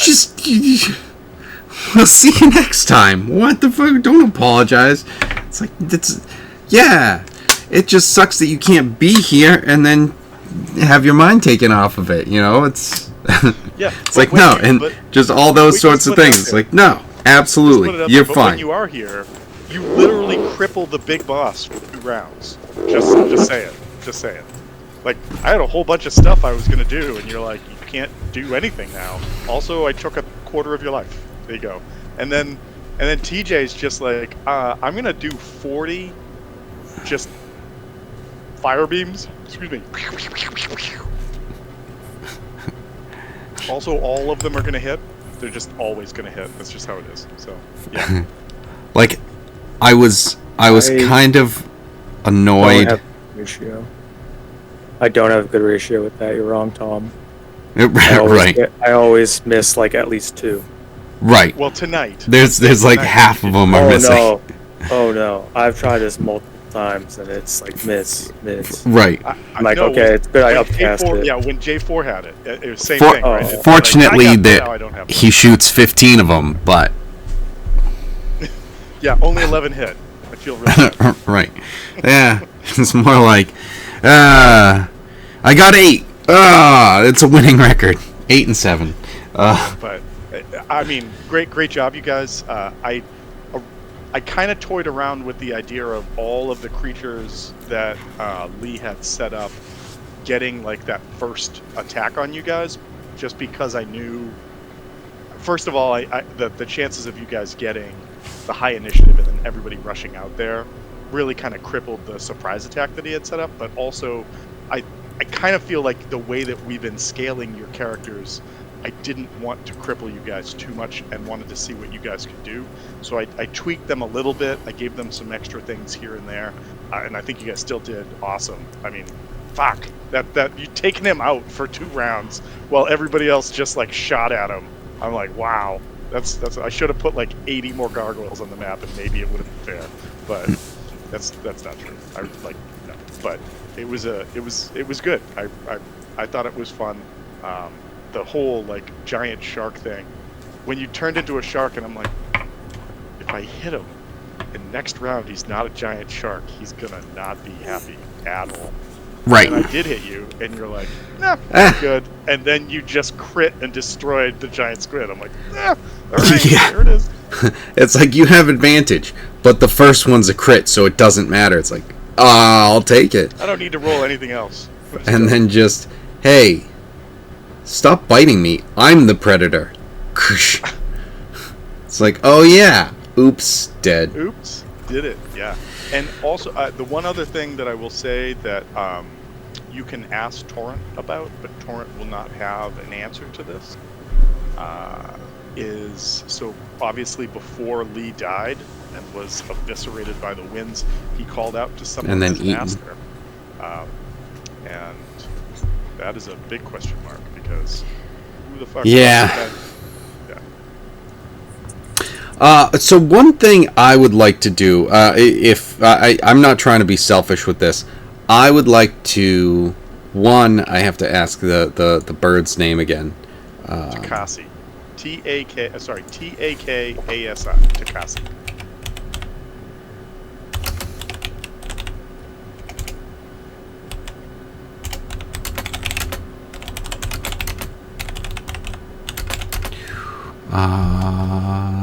To.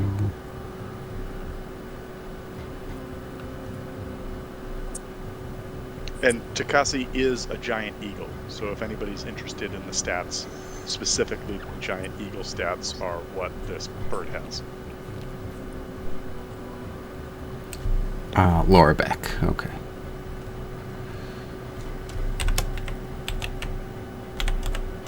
So, my question, my thought process is, I was helping Laura Beck. I had met with her, so I met with the bird. Originally, I kind of got on board with the uniting the churches, and then we did that together. So it's more of something where it's like I have a little bit more of a connection with Laura Beck, and I think by association Takasi. I think my character, and if anyone wants to argue this, I'm willing to listen. But I think my character is more leaning on like the good spectrum. I don't know if lawful or chaotic. I think I'm more neutral good, which I would argue is kind of more towards the lawful.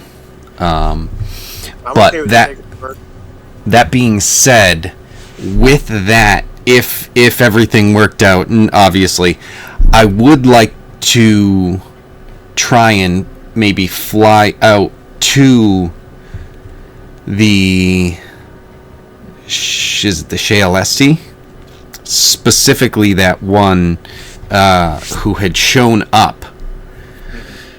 I will have to find that name of the person specifically, but so that we can kind of not necessarily assess their situation, because that they would probably see that as like, oh, you want to know what our position is. It's like, no, forget it. Look at what this has done to you guys. There is a power that is against us all, sort of thing. That's kind of where I would like to bring that, and that's kind of just where my head is going in general. But also, I don't know if anyone has any other thought process or plans that they are kind of coming up with just, okay, destruction has happened. What are we doing now? So her name is Shalosha, because that's not difficult to remember when talking about the Shale Esti, but it's Shalosha, Shalosha. Daughter of the Shale Esti leader. One of the, not the leader, but one of the naval commander. Daughter of Shale Esti naval commander. Yeah. Okay. Cool. Yeah, that's one of my things that you guys talk about that. Like, I again, you guys can do whatever you want to do.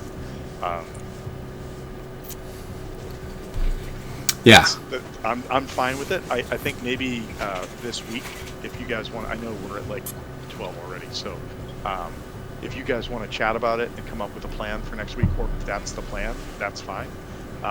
We'll just roll with it as we go through. But remember, as far as homework goes, you guys have leveled up. You guys can go through, go give yourselves a good treasury dive and find an uncommon item that you like, because you can pick one out. And then we come back next week. We'll talk about a level up. We'll talk about items. We'll talk about giant birds, and potentially weapon change-outs. And if there's anything else people want to do here in Sequin before we kind of have that meeting with Simon to talk about next steps and potentially going back to Dason and talking to the king, that's where we'll be at. So. All right, very cool. All right, everybody. Thank you, as always. Hopefully you're having fun, and we'll talk to y'all next week. Okay? Sounds good. Good night. Later, guys. Later, all. Good night.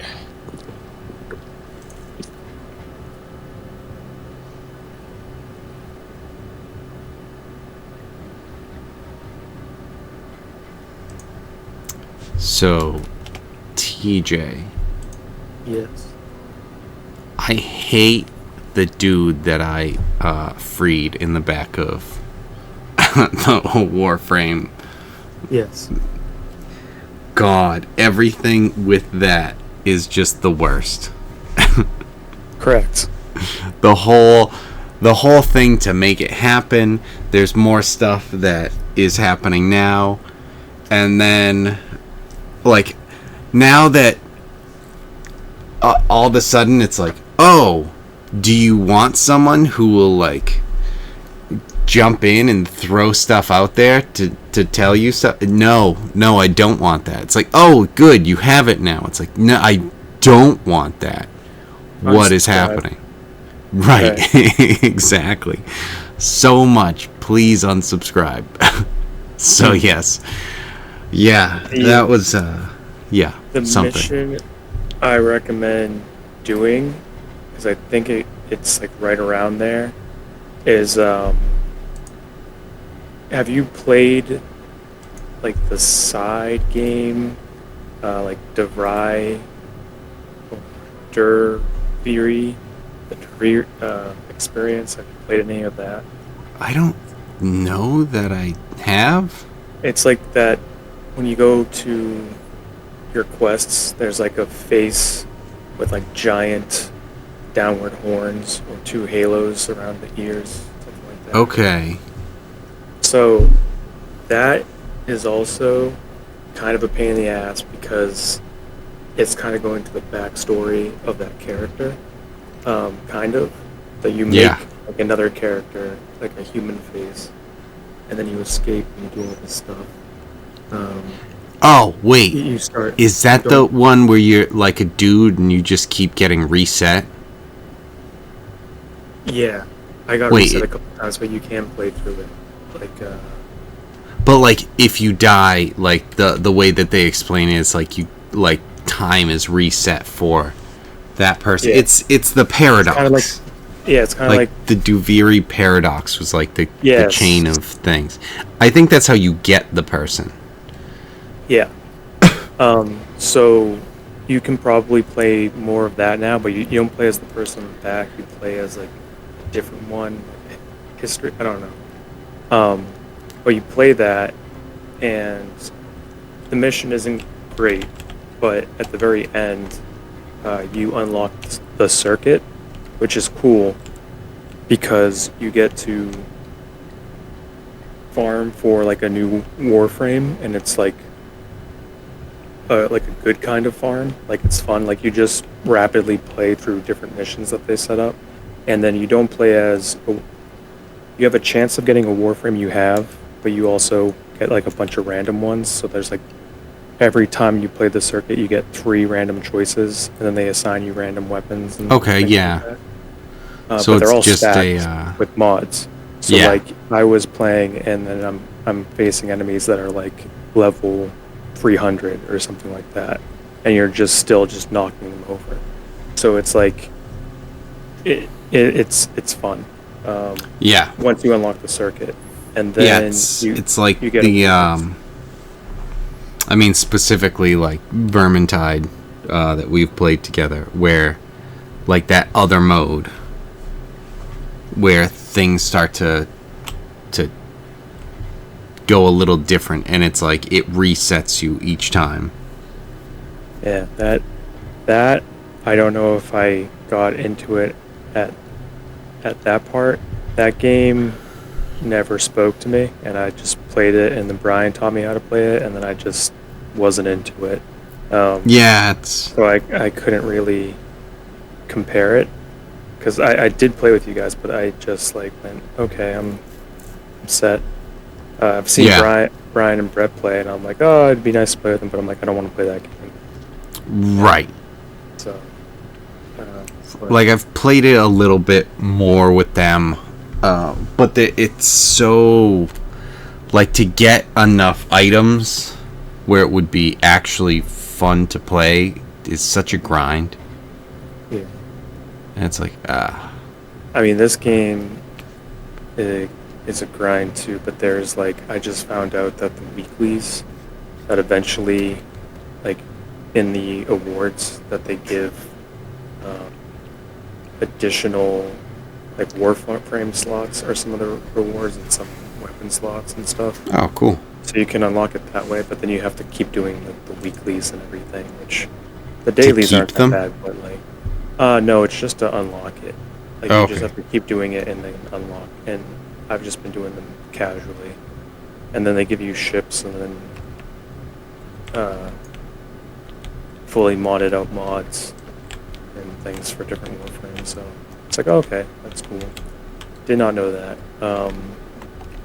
But so the circuit is cool. You play like sometimes it's better just to play a warframe that you're familiar with, because I got one that was like not necessarily a dubstep warframe, but like you're just covered in speakers, and I was just dancing the whole time and things dying around me. I'm like, I have no idea what the fuck I'm doing, and it wasn't that fun with it, but it was entertaining. Yeah. And then I played as Dante, which is one of the warframes, and that one was really fun. I'm like, that's cool. I kept just summoning armor over and over Yeah. again. But the worst thing about the guy in the back of the ship is that you can use him in missions, and sometimes I'll press both buttons to like jump out of my warframe, and that kind of sucks, because then I'm like, oh shit, what did I do? And I have to like get back to it and whatever. And there was one time that I was playing the circuit and I was in a really, really bad connection. And I jumped out of the warframe and I couldn't go back into it. And I couldn't even move forward. I just moved backward at a diagonal, but I was running forward, but I just kept going like glitching out. And I'm like, oh, okay. And I could not get back in the warframe. If I was in the warframe, I was fine, but I accidentally pressed it, and the game went like, no, don't do that here, and it fucked up like my connection to everything, and I went, okay. So that sucked. But yeah, you can pop out of him like anytime, and then it's just like, oh, that also is Yes, just strange. transference. I'm dealing with that right now, and I have no idea what's happening.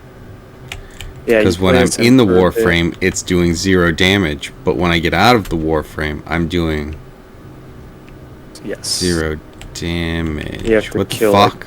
the spider queen lady. Right. Yeah, it's a weird ass mission. I hate it so much. I have 2 fully modded things for Sagoth Prime for the what part of it is it? The chassis. If you want to go for 2 of those missions once you're wrapped up with that. Although it is late, so either way. Yeah. I don't know if I'm gonna fucking finish this shit tonight, because I don't know what the fuck to do. They're vulnerable. Attack. Okay. Okay. I tried to. I just did the Mastery rank 9 thing, and it's a bitch. It is, it's all stealth kills. You can't be detected.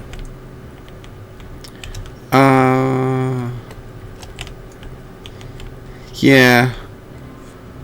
I mean, It it can be tough. I practiced twice yesterday, and then I did it, and I failed. And then I'm like, okay, that's 24 hours. And then I practiced today. Oh, that's right. Yeah, You I only practiced. practice.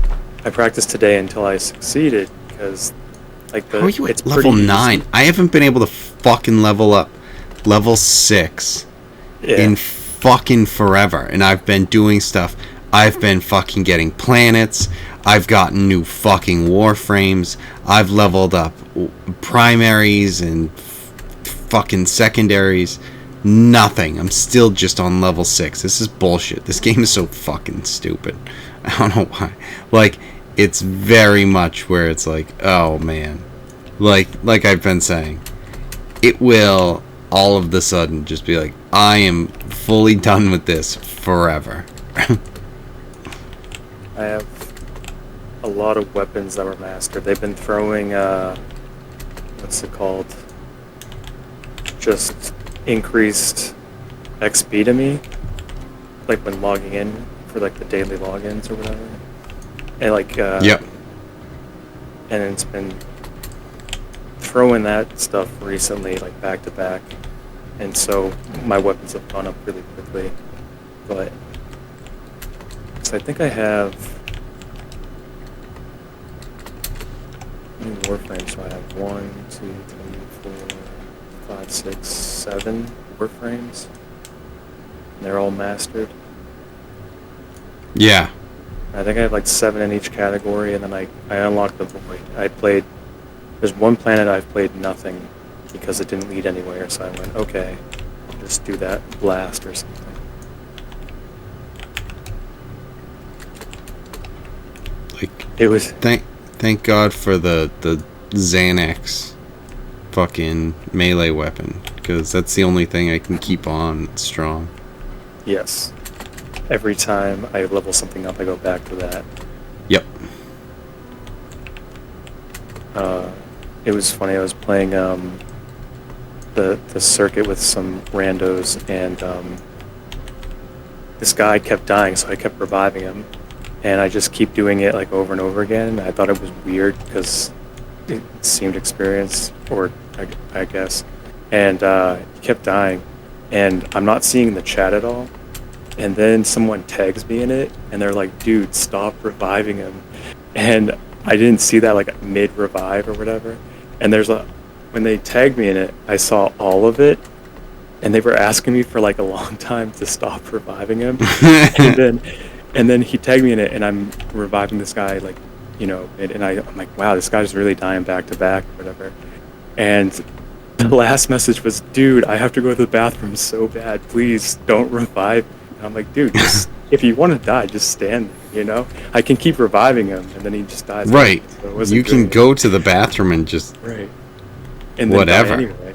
Exactly. Right. It doesn't change anything. I was so confused. I was just like, okay. But I thought it was hilarious to get that message. The community's been interesting. I don't even get involved in it, but then the randos sending messages have been hilarious. So okay, 5. God, this thing sucks. I still don't understand what I'm supposed to do. There was just, for no reason, now you're able to do damage. It's like, they are vulnerable. It's like, okay. And then I can't avoid their stupid charge thing. Why am I playing this bullshit? I don't know how many days are left in like the daily things. I just know that you have to buy as much as you can before that, or otherwise just all the remaining credits just turn useless. They just get deactivated and they reset for the next volume.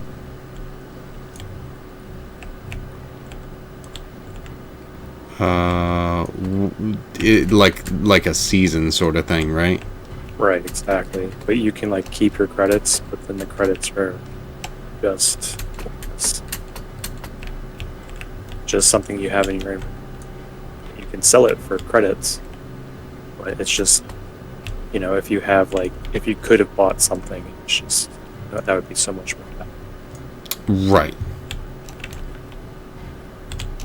I don't understand what the fuck I'm supposed to do with transference. I think you don't need to go into... Are you fighting the witch lady? Yes. You're supposed to shoot the vines behind her. Yeah, but that's only on that section. Somehow I'm supposed to beat her guards before that. You have to port through them. Ugh. That's what I was just thinking I had to do. Yeah, it's the other ability. That took me a while to do.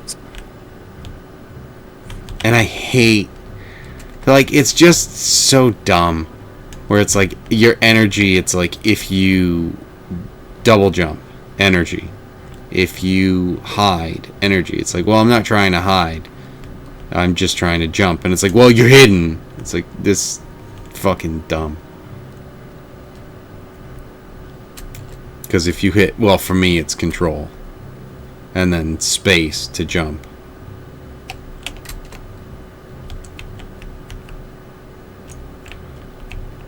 And now give me the braids.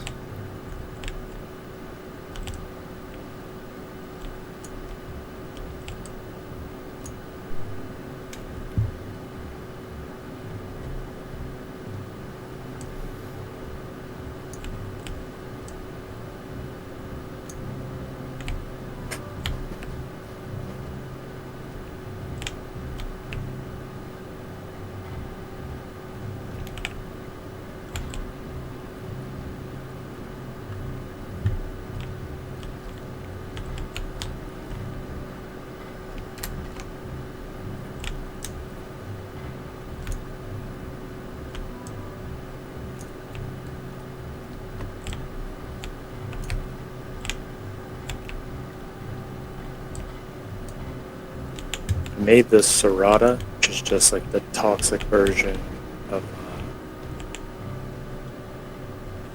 the Xanax. Yeah.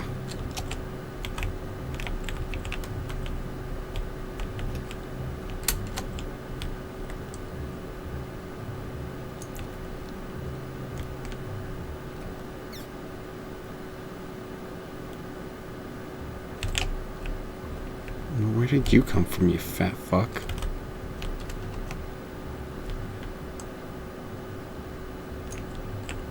Oh, and then stop being hidden, you douchebag. I was like, press and hold it. Also, we'll just have it for all the time anyway. One more. Come on.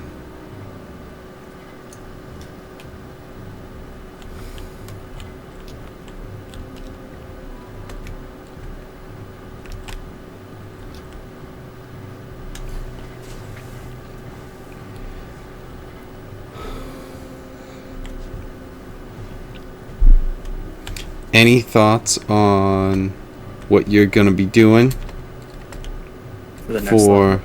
Yeah, Yeah, I already just- leveled it up. yeah.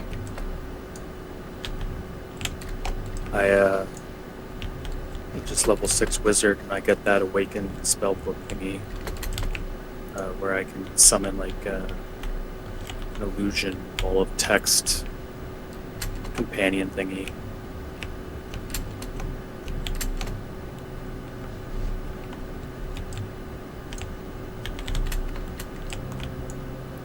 So it can go out ahead and scout shit out for us.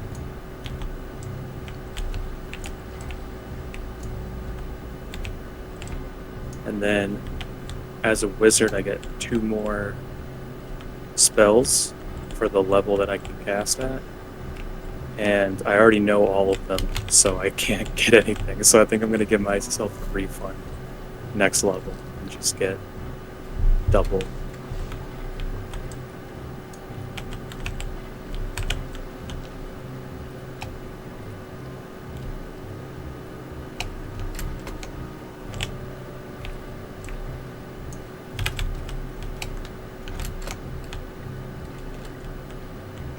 What about for an item? Oh, for an item? No idea. We're kind of at the level where a rare would be more appropriate, but I think that gets to items are game breaking anyway, so. Right. I mean, there's plenty of the magic and uncommon stuff. Yeah, I'm sure there's a shit ton. I haven't given it much consideration.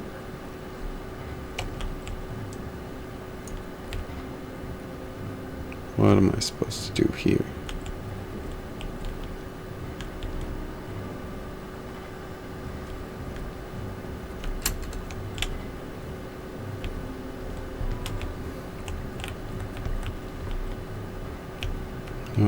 You over.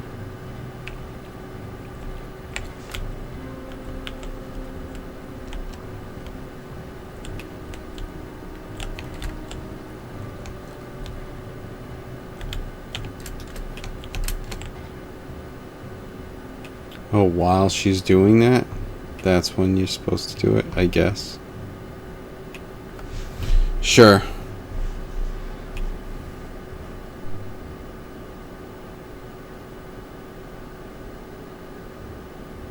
I don't know what to do here.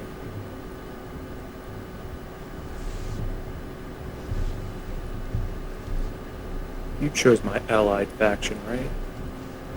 It's Seraph or something? What am I supposed to do here?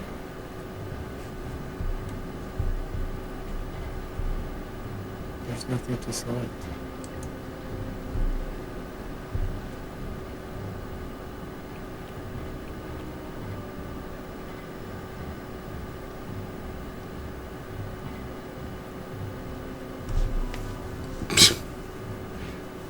Kill her. Tension jumps up and doesn't even swing his sword. He just like jumps up there and then leaves.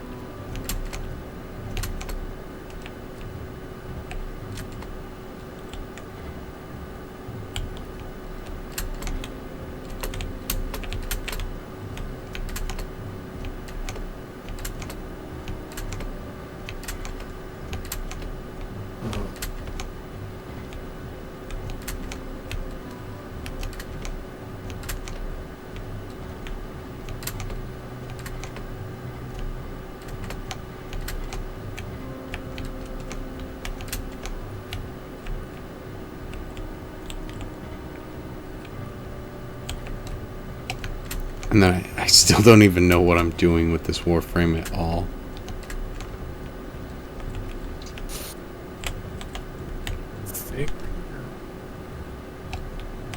Where? How? What the fuck? God, I hate the map on this fucking game. Where it's like, go this way. And it's like, okay. And it's like, wait, no, not that way. You just fucking told me to go over here.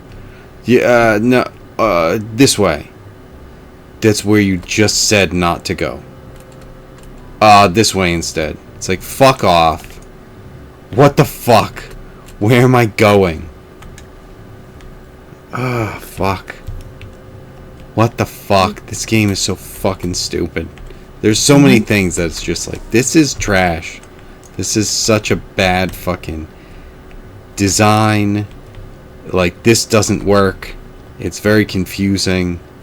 Now I'm locked in here? What the fuck?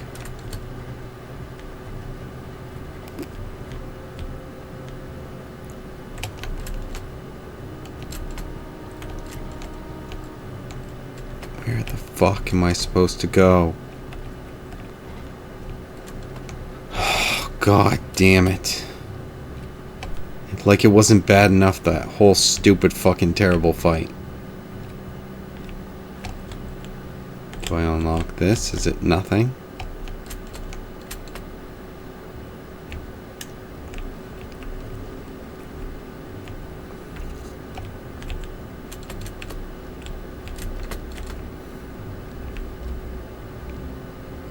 God, fucking clear as a fucking pile of mud.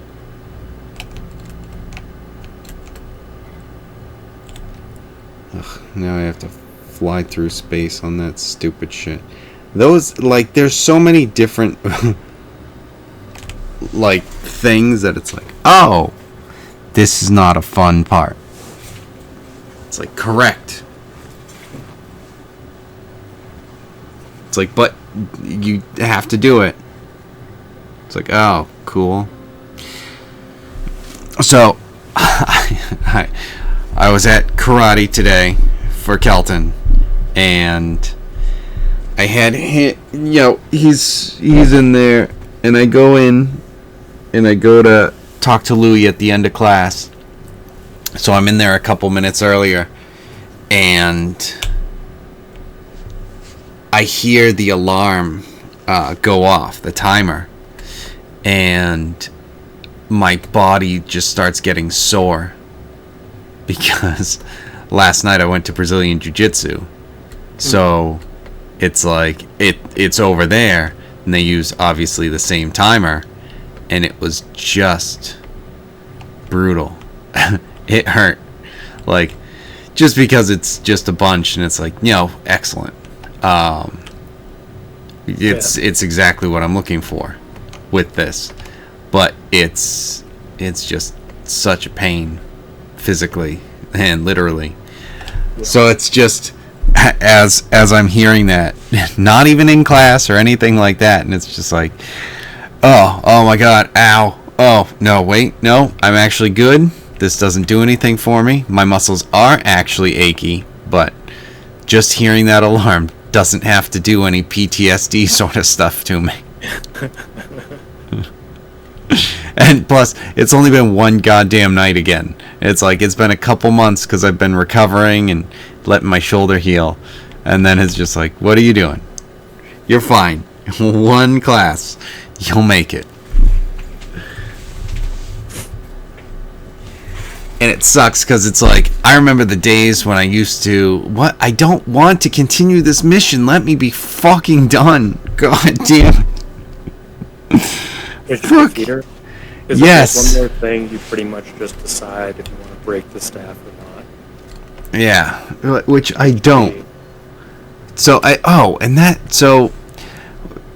don't know if I talked to you about this, but like Mike with the making a story thing, he was talking about how there's certain things where he was talking, like, it would be like a series of MacGuffins where you go and, like, you have to get a weapon, but here's the thing, this weapon is something where it's very powerful, but to get out, you have to fight a boss that he's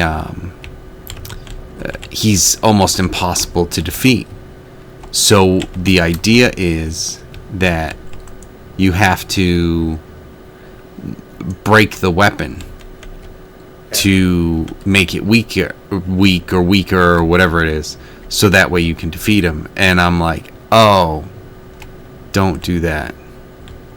It's like, we literally had to fight that battle in Curse of Strahd, and it was terrible and stupid. Yeah. It's like, I hated it. Even for a staff that I was never using. Because it was like the evil fucking destroy all the fucking, what was it? The like tree guys. I mean, you could do that as an obvious one, like come up with 3 other side plans. Don't make it. Well, and that's the biggest thing, is the fact that it's like, no, if that's the only option, then I am absolutely not down. It's like, that's when there's no choice, then it's terrible. And that's always kind of my mindset with pirates. It's like, you guys can do whatever the fuck you want. It's like, it might work. It might be a terrible, terrible idea. And there's definitely going to be times where you come up with stuff that I definitely didn't think of. It's like, yeah, of course. As much as, puzzles and all those sorts of things, it's like, this is so easy. How did people not get it? And it's like, what? It's easy to you. You have all the information, including the answer. Exactly. It's like, there's definitely times where it's just like, oh, what if we do this? God damn it. Damn it. That's such a better answer than what I came up with. Fuck. Yeah, of course you can do that. That's so awesome. That's way better. Fuck. Can't believe I didn't think of that. I'm such an idiot. Alright, let's go.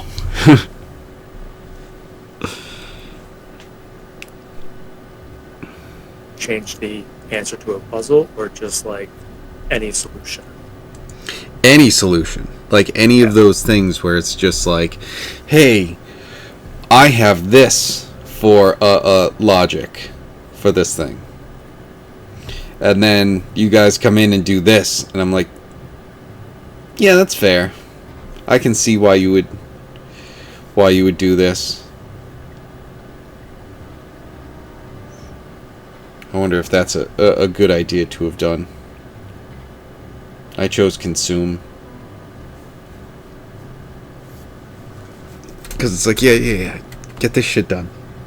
I think it just depends on It probably doesn't even fucking matter. what item you got. Because I got the broken scepter. I think there's a way to like fix it or something. I didn't care. I'm like, alright, break it. Right. Just come on. Moving on. I'm just clicking on the next quest in the chain. Okay.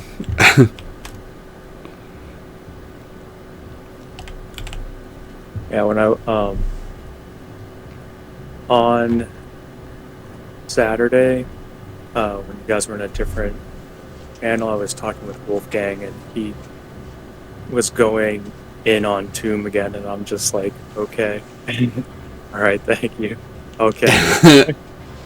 Because he was, he keeps saying that he thinks that we're overthinking everything, like every little move, and that pirates shouldn't be like that. And he goes, I think Tomb ruined us because we're going slower and we're doing all these things. I mean, that's eventually what things become, is like try to figure out what you want to do with it.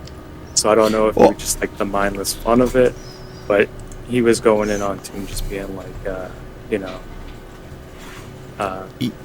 I don't find that to be the case at all. Honestly, like, this has always been the case for pirates. It's been so open, and we've had entire episodes that are just discussions.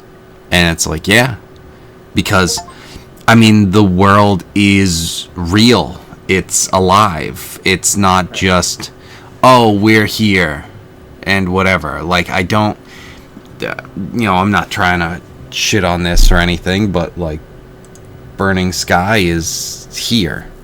It's yes, there are things happening, but it doesn't feel like as alive and like we're a part of it as much as it's just, yeah, this exists and things are happening, but we're just here for the ride.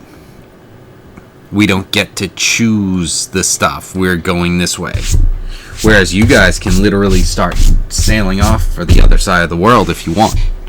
And that's just an option. Yeah.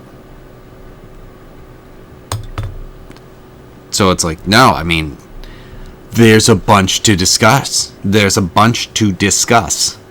So it's like, yeah, there's, especially as you all came back and, you've got the whole thing with like, dude, I am not happy with Torkel. And then you guys are finding out, alright, so there's stuff that happened here in town. There's something that happened apparently globally. There's different stuff. Wait, who are these? Here's these other people who are allies, which I wasn't expecting those to be allies. Maybe you might not be surprised that it's just like, oh, okay, those guys are the ones that are here. It's like, but it's more of like a wait, really. they are. So, like, and there's just a lot to discuss with all of that coming at you at once. You guys have been separated from each other for a while. I don't feel like it's Tomb at all. Oh, no. He And that's- wasn't saying that it was like Tomb. He was saying the fact that we play Tomb is destroying us because we're overthinking it. But that's what I'm saying. I don't think that. I think the thing with you guys talking and thinking, you guys aren't just afraid of doing stuff because you might die. It's, holy fuck, there's this stuff. Oh shit, now there's this too. Oh fuck, there's all this. Because Tomb, we didn't even stop and strategize most of the time. I was running forward. Because, like, let's go. Yeah. It's funny that it's like, oh no, the opposite of what you're saying. We're actually stopping, and I say we as though I'm part of it. You guys are stopping and discussing because there's so much to go over that isn't something that's like, hey, whatever, let's just go forward. If you were in a dungeon, and this is another thing that I saw with Matt Colville, where it's like, the older editions, people would be like, come on, we've only cleared like 2 rooms tonight. And it's like, okay, yeah, if you have that mindset of like, go, storm in, fight, destroy, then you gain more experience, gain this, gain that. But like, this is obviously D&D has changed since then, where it's more of the story and what you guys are dealing with. You level when you do, sort of thing. Not as much of like, oh, you fought these monsters specifically and you got this amount of XP. It's like, yeah, that's fine for a video game where there's going to be like a grind, and if you guys just want to go into the woods and fight everything, just fight the boars and get 1 experience each one and just grind all day. Yeah, that's what South Park did. So yeah, like, you can do that, but like, we'll just assume that you're doing that. We're gonna go to like the fights that are relevant and stuff like that. It's like, yeah, you guys are fighting all the time, so you're getting experience. So it doesn't have to necessarily be like everything is shown. It's just funny because it's like, yeah, that whole, like, the mindset that he's conveying onto it, I don't think exists within, not even just the game, but within you guys. Yeah, I don't think so either.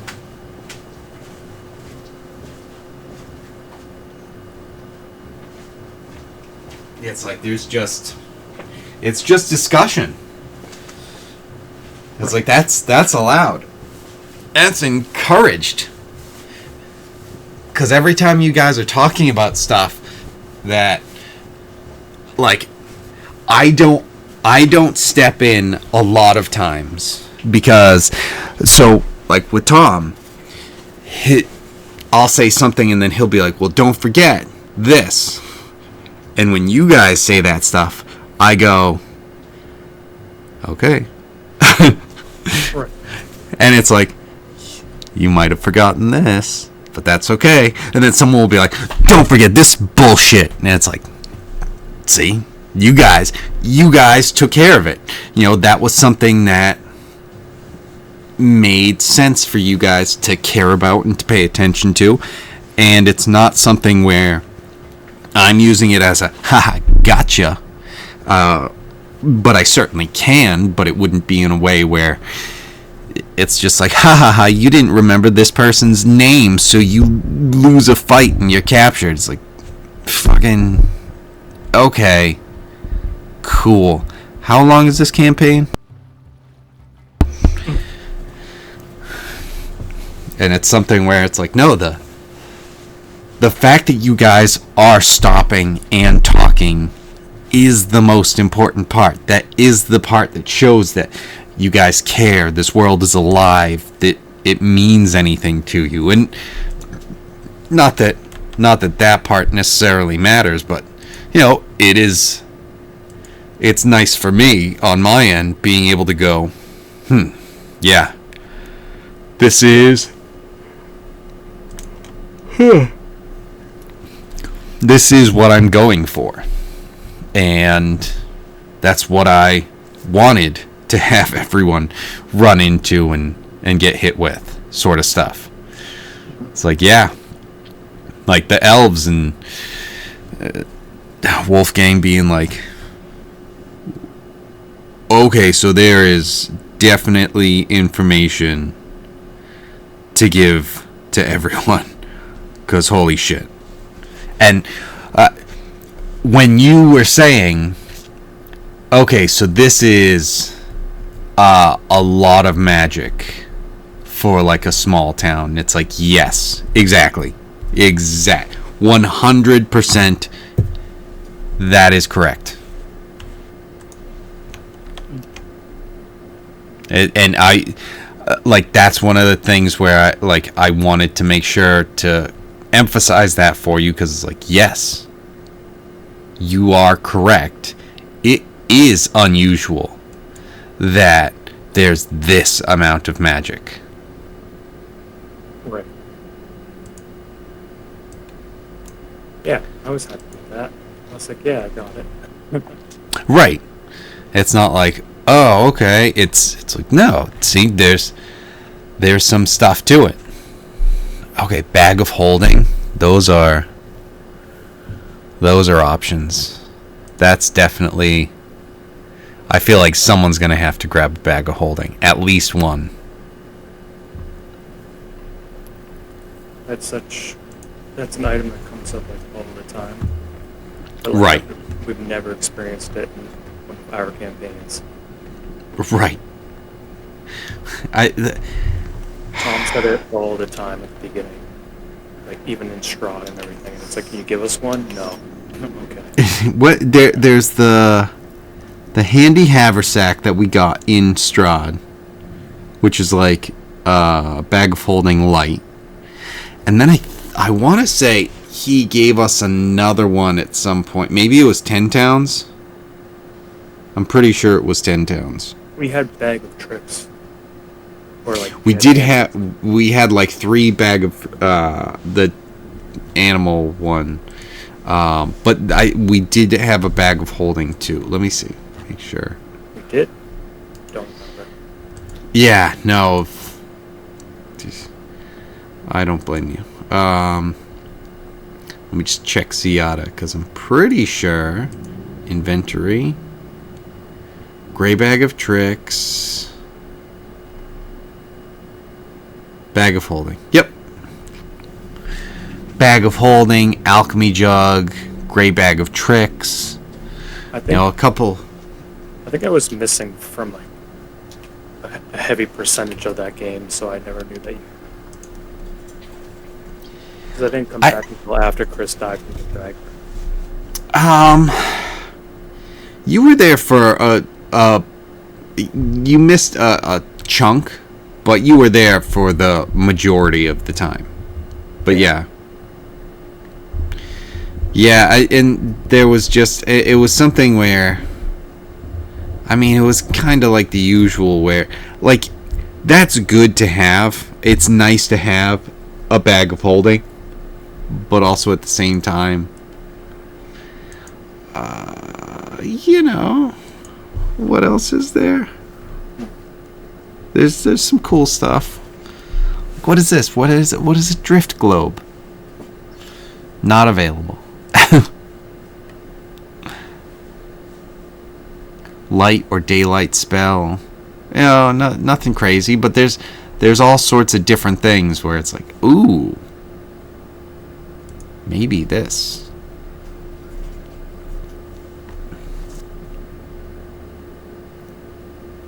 winged boots. I mean, that's insanity.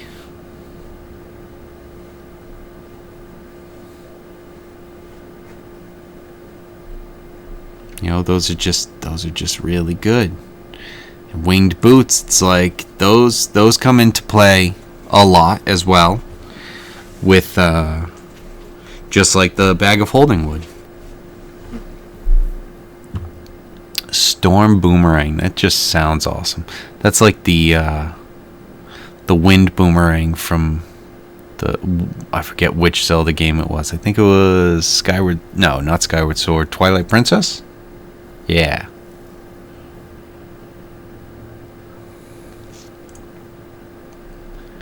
And then I think, was it in Brawl that Link had that type of boomerang?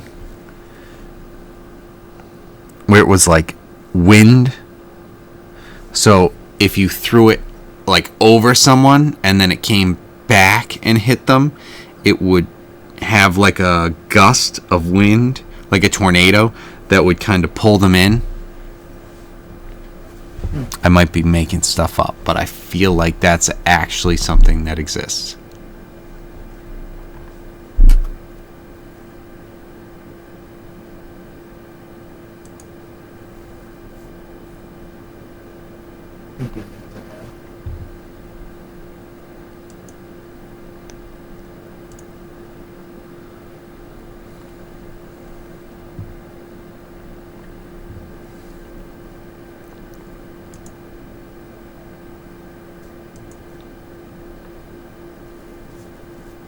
Staff of the Python, Staff of the Adder.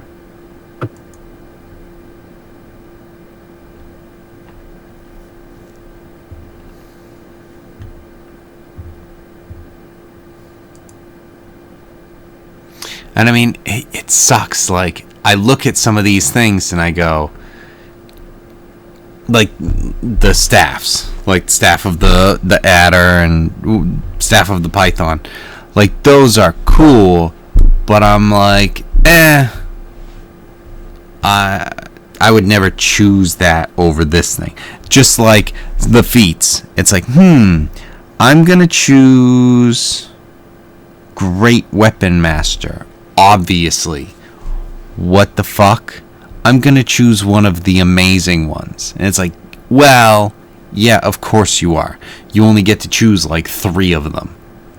And that's why, like, as the DM, I'm like, have another one.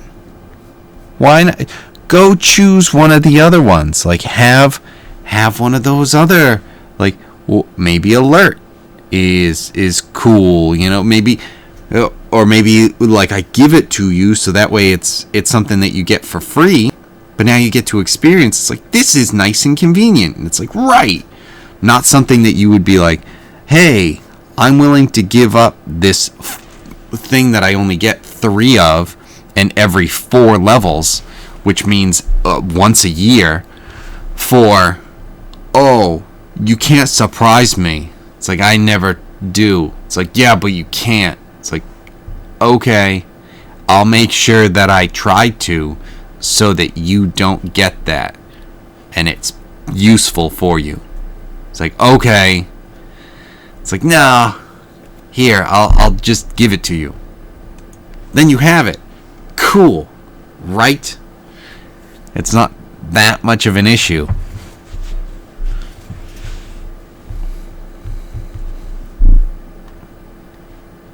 That being said, I'm going to choose just Potion of Poison. That's my weapon. That's my item. Just a one-time use thing.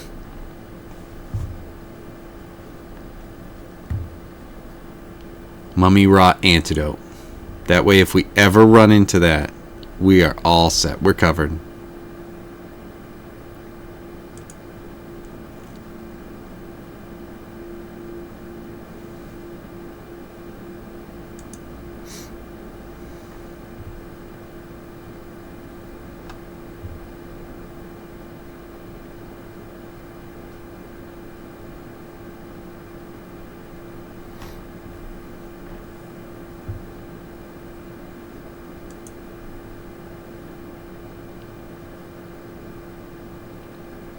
I just hate the stuff that it's like, all right, once you use this 3 times, it goes away. It's like, all right, so I'm never going to use it 1 time. Like, the only time I ever used the fireballs or any item like that was when you gave the, like, necklace of fireballs.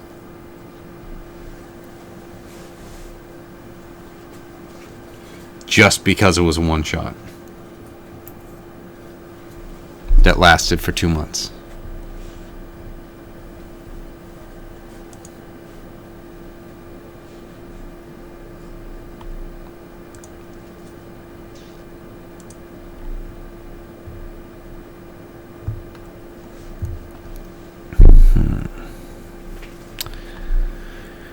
Telepathy, comprehend languages, intellect.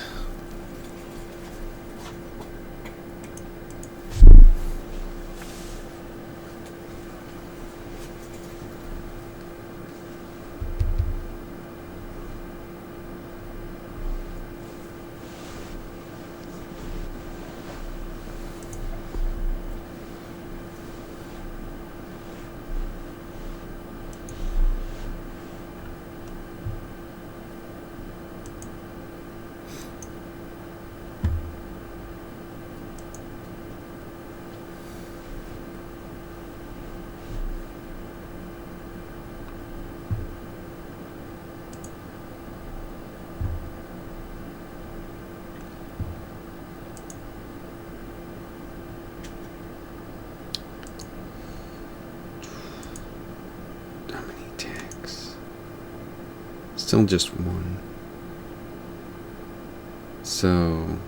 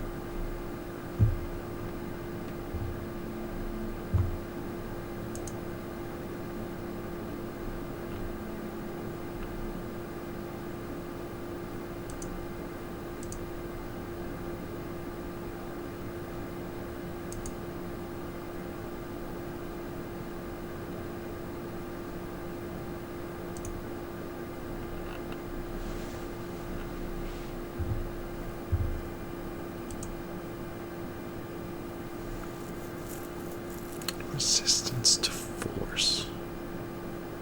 That's cool.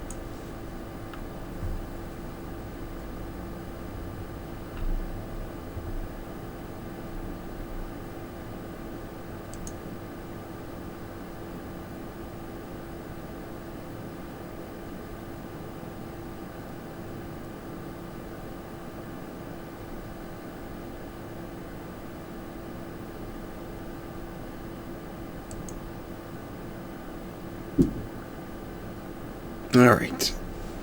Jesus Christ. It's almost fucking 1 already. With that, maybe we'll play later. Some Warframe. We'll see what's going on. Maybe we'll scrap.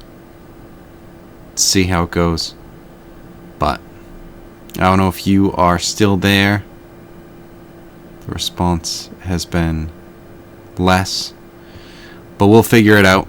And we'll talk later. My mic turned off.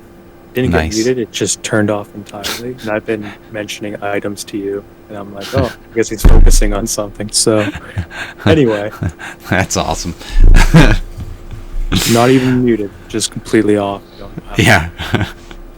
Yeah, you stop responding to some stuff, and I'm like, okay.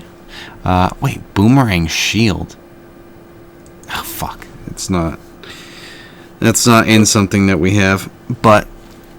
The thing that I saw that stood out was the Psi Crystal. And that's it. It would give me telepathy out to 120 feet, and it also glows 15 feet of light, and then 15 feet additional dim light. That's pretty cool. I'll look into other stuff, but that was the only thing that stood out, and it's based off of your intelligence. And I'm like, hey, that's why it does what it does. That's what it do. There was definitely some stuff like the helms or circlets or whatever, like the of intelligence, helm of telepathy, helm of underwater action, helm of comprehend language, headband of intellect, like all those sorts of things. It doesn't really benefit me as much. I mean, there's the gauntlet of strength things or whatever. It would get my strength to 19, which is fine, but without if my attack was, if I had 2 attacks, that would be one thing, but I don't, so it's unless I have something that compensates for that, there's really, the only thing for strength is just if anything tries to deal with me, it's oh no, I'm strong too. But The ogre gauntlets. yeah, is that what they are? I think it's Gauntlets of ogre strength. I was gonna say, I think it's under G. Yeah, Gauntlets of Ogre Power. But yes. Oh man, Feywild Shard is Sorcerer. Evokes Whispers of Action Shard, tiny object to attach it.